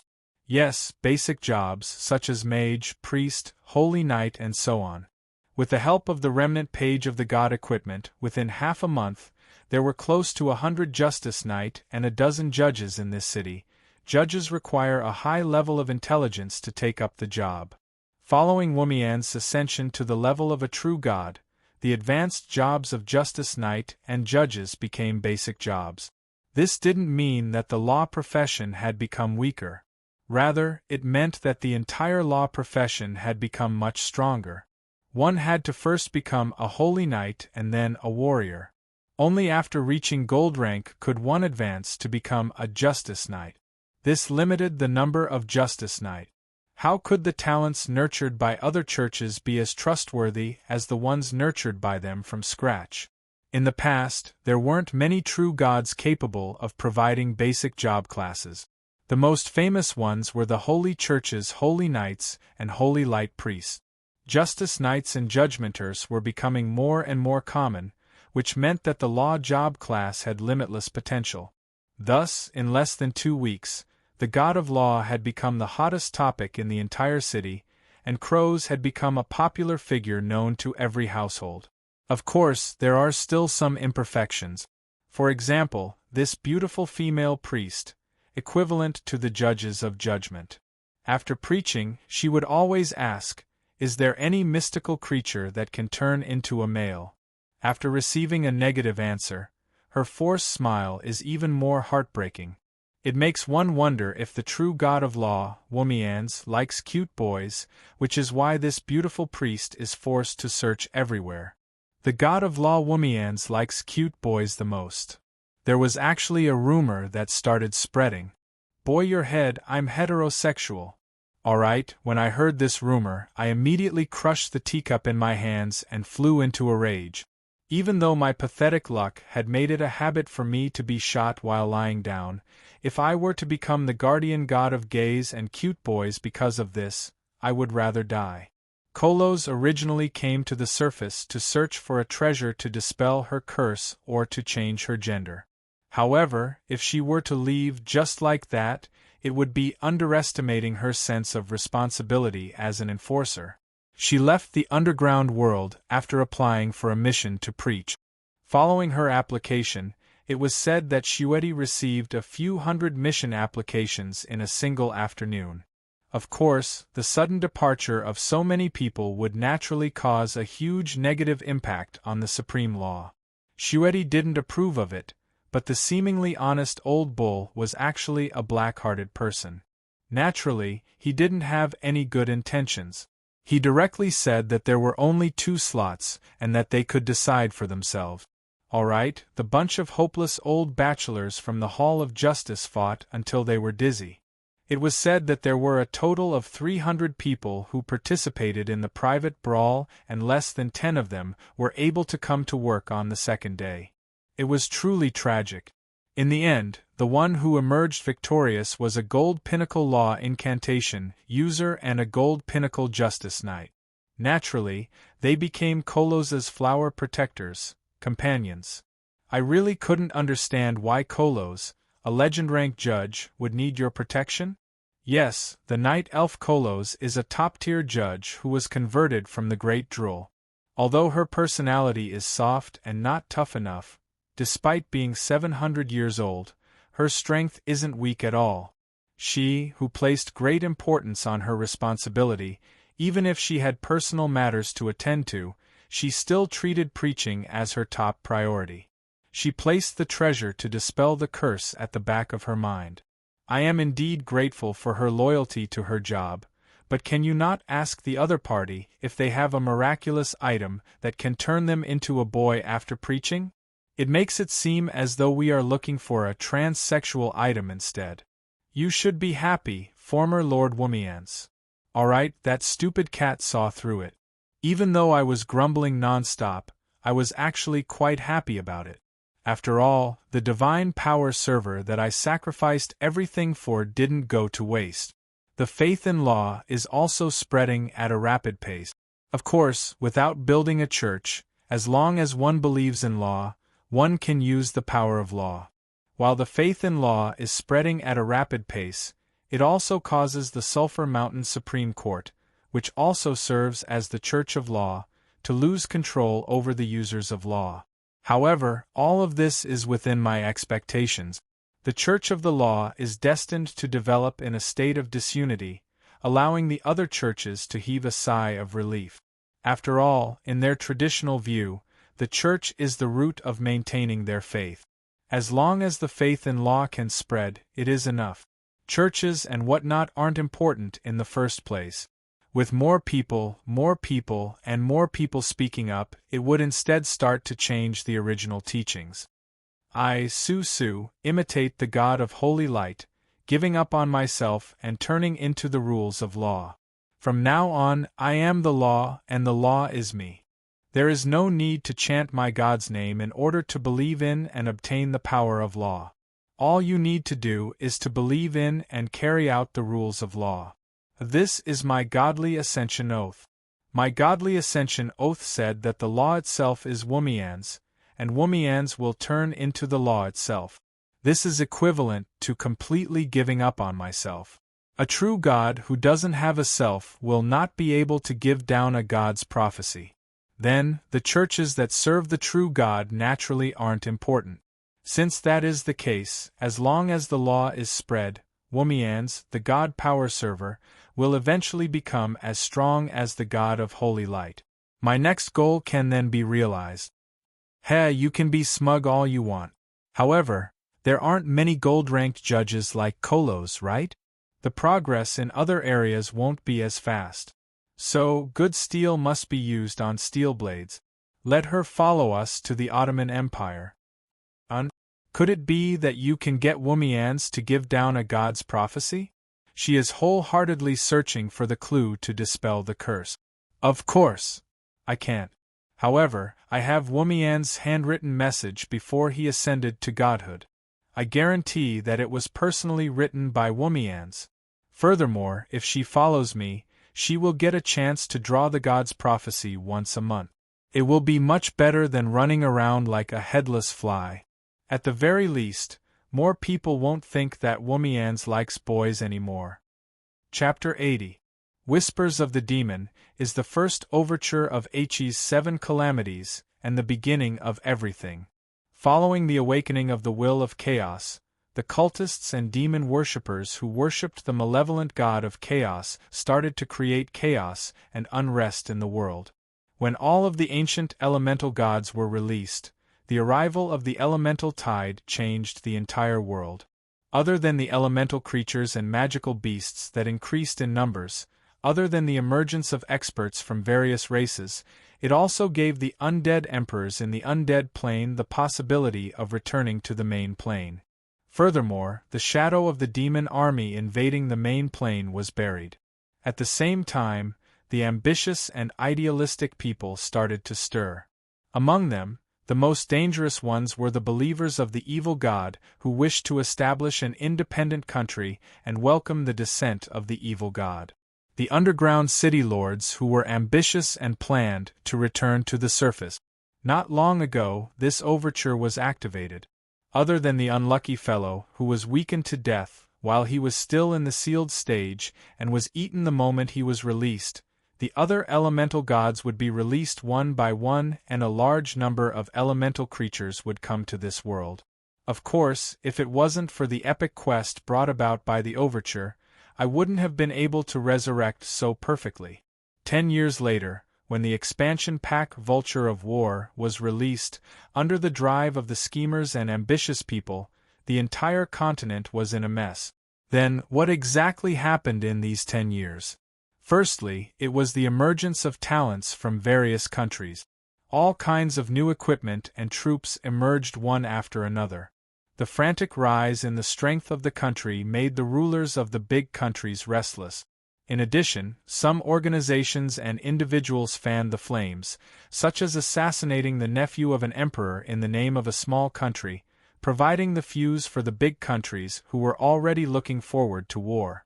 At the start of the war, it was just a big country swallowing up a small country. Following the victory, when the entire country fell into a frenzy of war, when endless greed and war benefits blinded the eyes of the emperor and nobles, when countless new knight lords required more land, and when the country's strength rose day by day, the vulture of war circled above the entire human world. At the end of the day, this was just the law of decline. The surface society with humans as the main body had developed to a certain extent, and the major countries hoped to go further. They hoped to become the emperor that unified the entire human society, or they hoped to become the overlord of a region. Even without the instigation of conspirators, the outbreak of war would still be inevitable. For certain supreme existences, the peach was ripe, and it was time to reap the harvest. And so, the war horn was blown once more, and the supreme holy war was waiting even earlier than it already was. World War. When the major countries brought their vassal states to start an all-out war, there were even people who happily predicted that after the war, a new empire that spanned across the entire continent would bring human society into a new stage. However, the cruel reality slapped the big countries in the face, telling them that it wasn't humans playing single player in this world, but all races playing PvP together.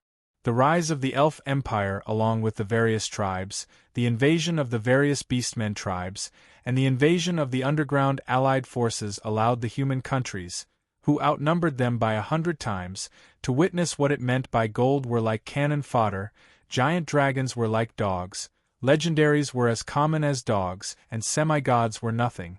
Before the human army, which outnumbered them by 100 times, had the chance to laugh at the numbers of the opposing army, they immediately witnessed the difference in individual strength.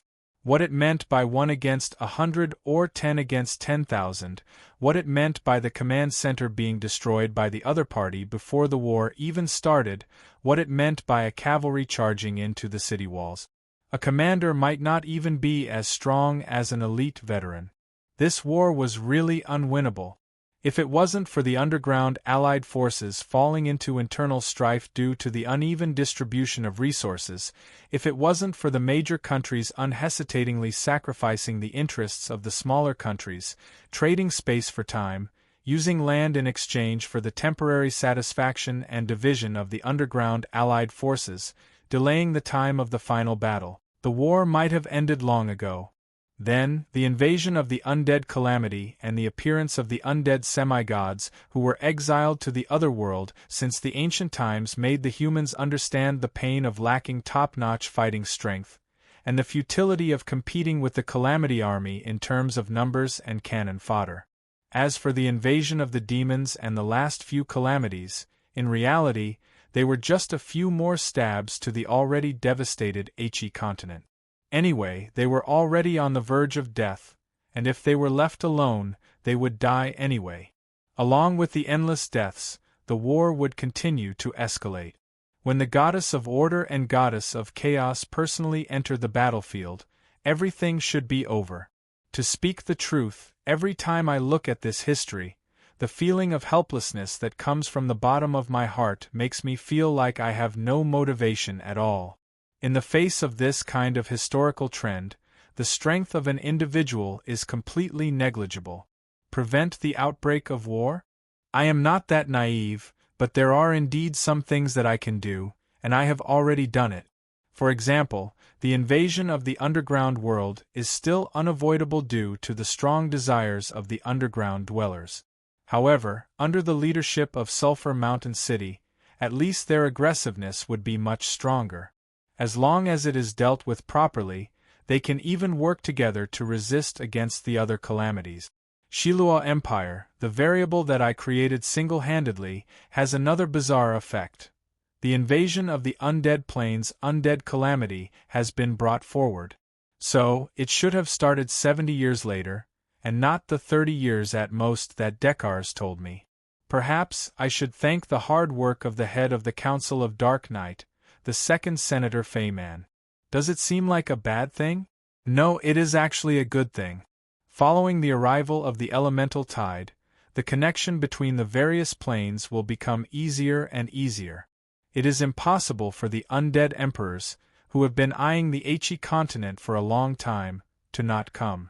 Furthermore, if they were to come earlier, they would become a powerful external enemy that would cause the civil war in HE to end prematurely. Furthermore, to forcefully enter the main plane at the start of the elemental tide, it is inevitable that the undead emperors would suffer a loss in strength and military strength.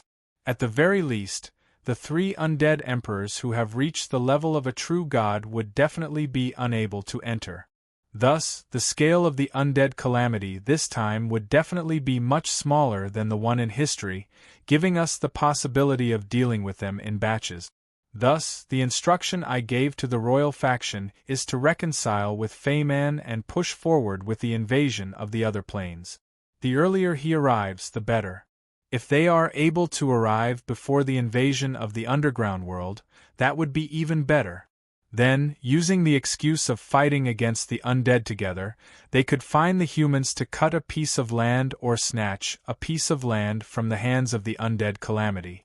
Who knows, after the war, both sides might be able to coexist and accumulate sufficient fighting strength to deal with the upcoming troubles. Of course, this is the good aspect of the undead calamity's invasion being brought forward. The bad aspect is that if they aren't even able to withstand the weakened undead calamity, they would be doomed. Or if the Underground Alliance army loses control, or if they aren't able to come to an agreement, then, dealing with both the undead calamity and the Underground Alliance army at the same time would also be the end of the world.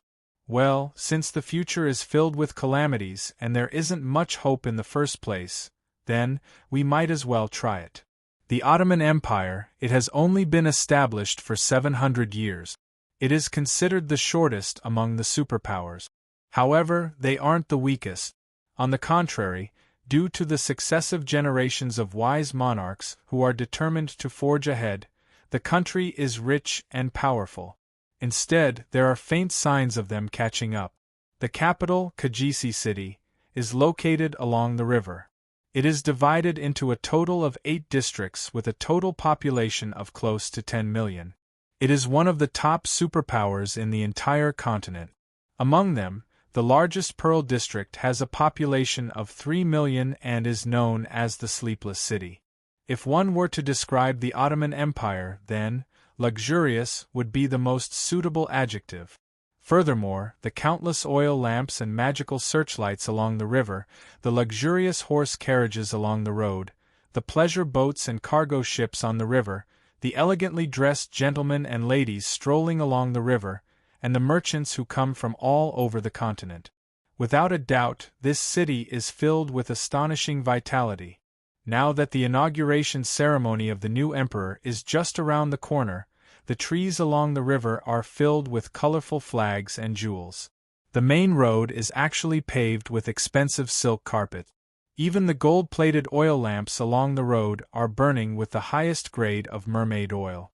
While the guests who come to visit are secretly cursing the local tycoons, they can't help but admire the power and wealth of the Ottoman Empire from the bottom of their heart.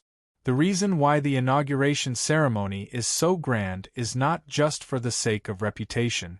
Originally, the 26 countries that are subordinate to the Ottoman Empire have already made it a large country.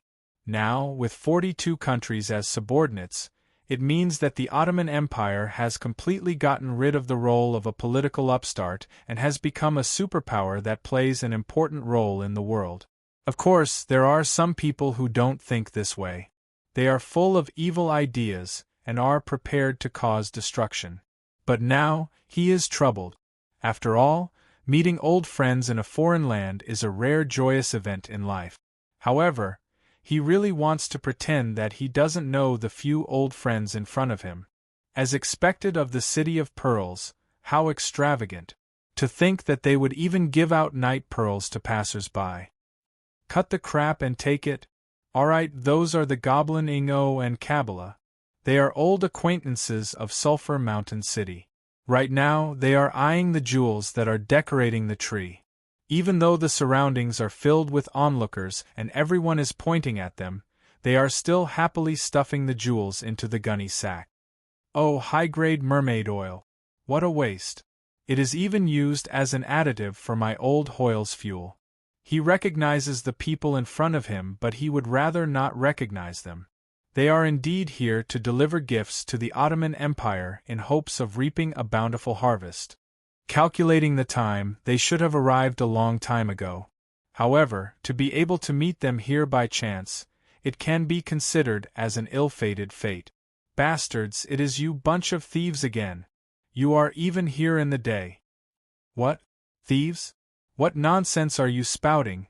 Aren't these placed on the streets for others to take? That's right, it is yours just because you say so.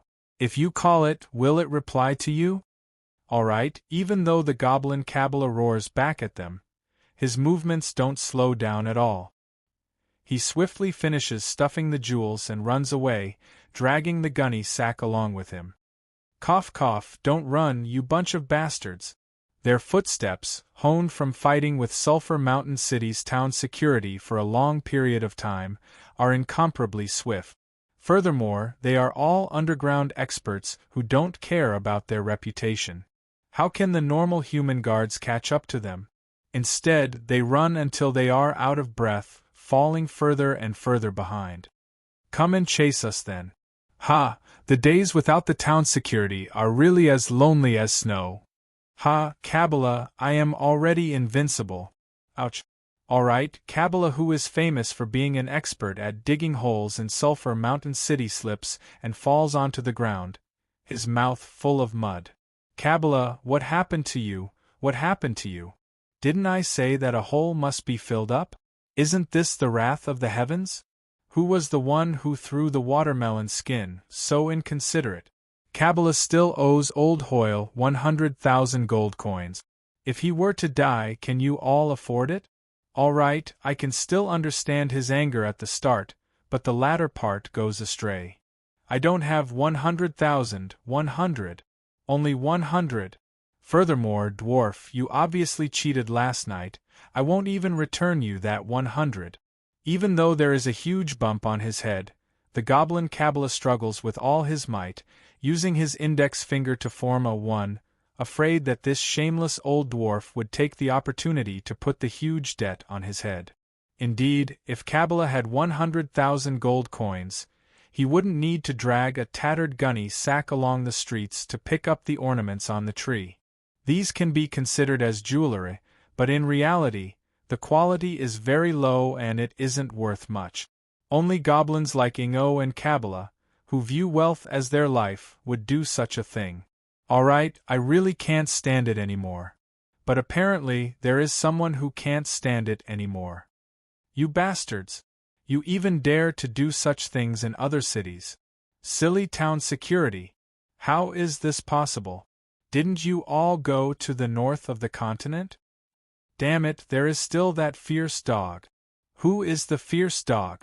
Don't give random nicknames to others. Momo's name is very pleasant to hear. Silly big lass?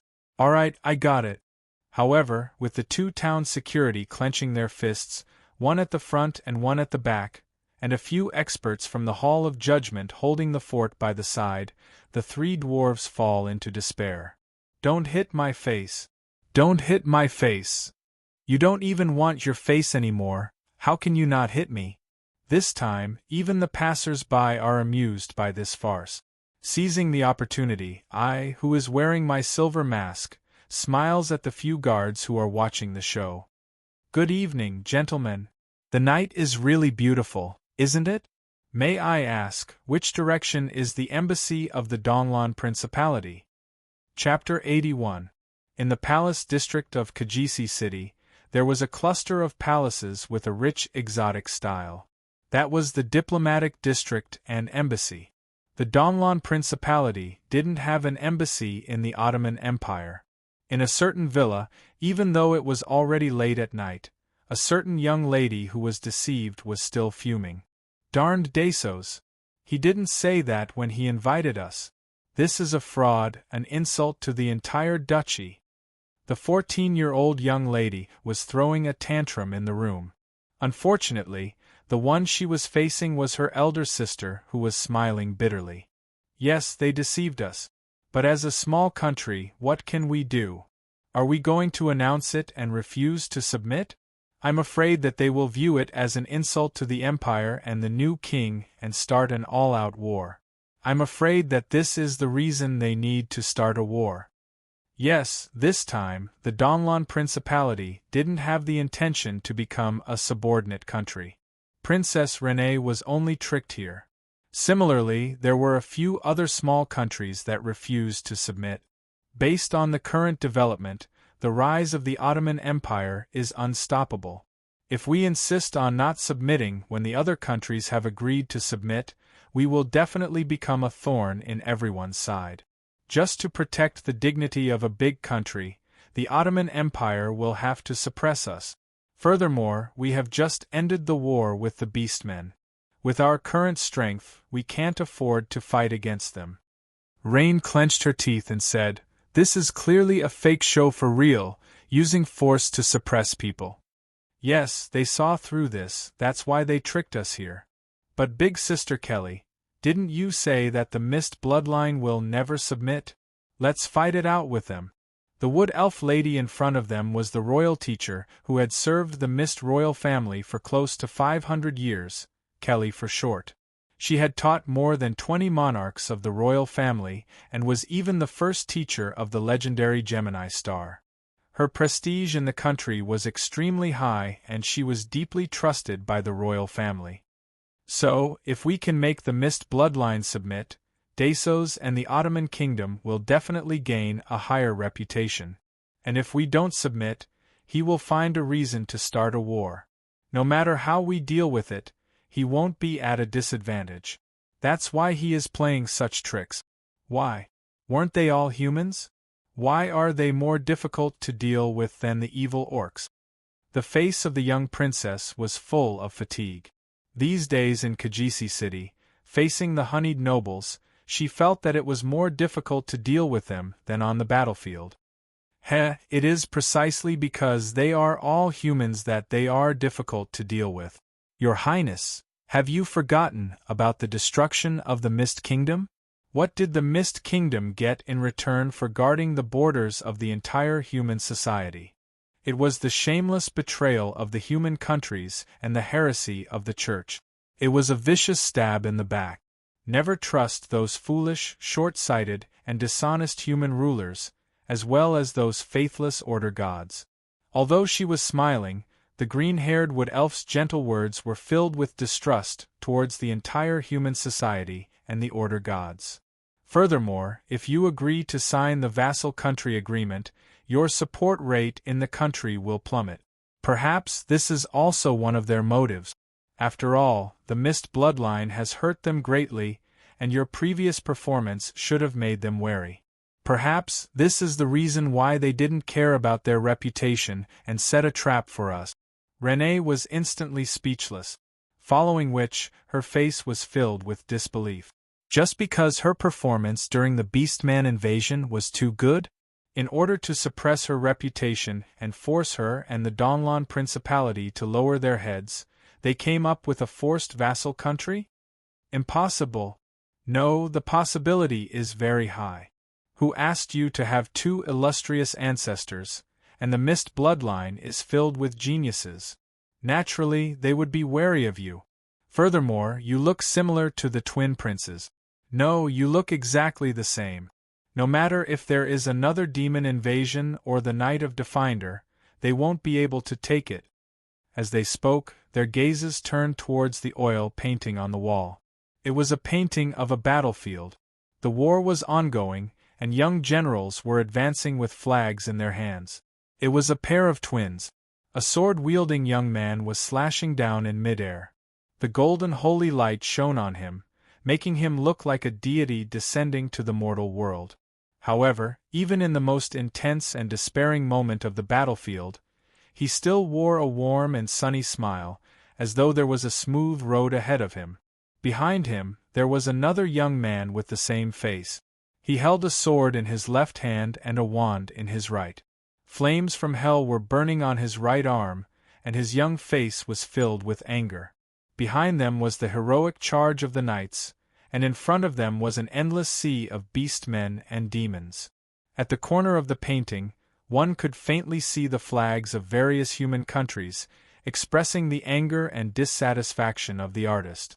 It was a replica of the famous painting of the Donlon Principality, The Last Princes. Prince Roland and Prince Cavendish? Big Sister Kelly, are they really that powerful? If they were in my current situation, would they be much better? Renée was a little depressed. This feeling of guilt towards her ancestors made her feel powerless. Don't say such disappointing words. You've already done very well. Kelly shook her head. This kind of comparison is meaningless. Renée is Renée, and the twin princes are the twin princes. If Cavendish was in your position, he would probably use his sword to kill to his heart's content. That would be the only option, and the situation would be even worse. In other words, if Prince Roland was here, perhaps the situation would be very different. Renee keenly noticed the hidden meaning in Kelly's words, which made her even more depressed. Hearing this, Kelly was stunned for a moment, before revealing a nostalgic smile. Ah, Roland. If it was him, he wouldn't have allowed himself to be in such a passive situation from the start. That brat looks like a sunny and cheerful person, but he's actually full of evil tricks. It's enough that he doesn't trick others, but would he allow others to trick him? On the other hand, Cavendish would definitely fall for it, but most of the time, he would disregard everything and charge out with brute force. Renee was a little curious. Big Sister Kelly before her was a true elder of the royal family and a living library, but all along she didn't like to talk about the past. Now that this was a rare opportunity, she had to grab hold of it. That, Big Sister Kelly, can you tell me about the deeds of the two princes? Are they really as powerful as the rumors say? Renee leaned weakly on Kelly's body, allowing her to braid her hair and touch up her makeup. This was a daily habit of hers for the past 2 years. She thickened her eyebrows, drew on her eyeliner, cut off the excess hair, and used makeup to cover up her overly fair skin. Under Kelly's skillful hands, the difference between a male and female face was further blurred. Under the increasingly disadvantageous situation, the Donlon Principality needed a heroic knight who was similar to the legendary holy knight Roland and not a noble lady who was destined to be busy with social events. Although it's inconceivable, in reality, they are much stronger than the rumors say. If it wasn't for the outbreak of the war, that era would have belonged to the two of them. Hearing this, Rain suddenly raised her head, and the makeup brush went askew on her face, causing a large part of her makeup to be ruined. Impossible, they were the same age as me when they died in the war. No, what Big Sister Kelly said must be true. I'm really useless. If only Prince Roland could make the decision for me. Pfft. What surprised Rain was Kelly covering her mouth and giggling. Big Sister Kelly, what are you laughing at? I'm serious. No, Renee, it's just that someone said this before. Who? Roland, he always says, oh my, this is so troublesome. It's a waste of my reading time. If only Carwins could take care of everything, then I could read and slack off every day. To think that a legendary hero would have such a lazy side. That Roland, who was viewed as a holy knight and the role model of the royal family, actually likes to slack off? Does Prince Roland like reading a lot? He likes it very much. No matter if it's art, music, literature, history, astronomy, geography, or even the messy alchemy and engineering, he likes them all. If he wasn't sent to the church to become a holy knight, if it wasn't for the sudden outbreak of the war, I'm afraid that he would have become a world-famous scholar. Wait, Big Sister Kelly, wasn't he only 10 when he was sent to become a holy knight? How could he read at such a young age? The two princes already knew how to read when they were 1 year old. Otherwise, how could they be recognized as geniuses in the world? But there's a little story behind it. Amazing. Story? It usually takes a year or so for a normal boy to learn how to walk. Even if the missed bloodline allows a child to gain intelligence early, but for Cavendish to learn how to walk and a few simple words a month after he was born, he is already a super genius that can be recorded in the history books. What happened to His Highness? Him? Cavendish can walk, but he is still crawling. Cavendish can call for Daddy and Mommy, but he only knows how to cry. And when they were a month old and we were all worried for Roland, Cavendish started snatching his milk bottle with his strength. He finally spoke. He first said to Cavendish, "Hey, lad, you might not be afraid of being sliced, but I am. Can you take it easy? Can you be more professional? We are normal babies, we should learn how to cry now. Come, cry with me, wah. Come, raise the pitch, wah." Then, he realized that Cavendish couldn't understand and continued snatching, so he shouted for help. Hey, can you guys control this rascal? He already knows how to bully his brother. Humph, how dare you snatch my food? I will take you down with me. A month-old child actually knows how to hide his talents? This is simply unimaginable. Why not? I have taught many geniuses of the Mist royal family over the past few centuries, but I have never seen such a ridiculous child. Everyone thinks that Cavendish is a super genius, but Roland is even more ridiculous. If not for him splitting his attention on various subjects and missing the golden period of training, he wouldn't be any worse than Cavendish. Can you tell me more about Prince Roland? Looking at the fatigued Renée, Kelly caressed her hair, just like when she was young, and lowered her head to kiss the young lady's forehead. Then, since you are tired after a busy day, let's treat it as a bedtime story.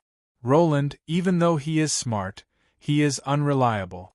Once, he excitedly dragged me to see his new invention, even saying gleefully, "Look, this transparent thing will definitely sell well. I call it glass. It will definitely earn a lot of money.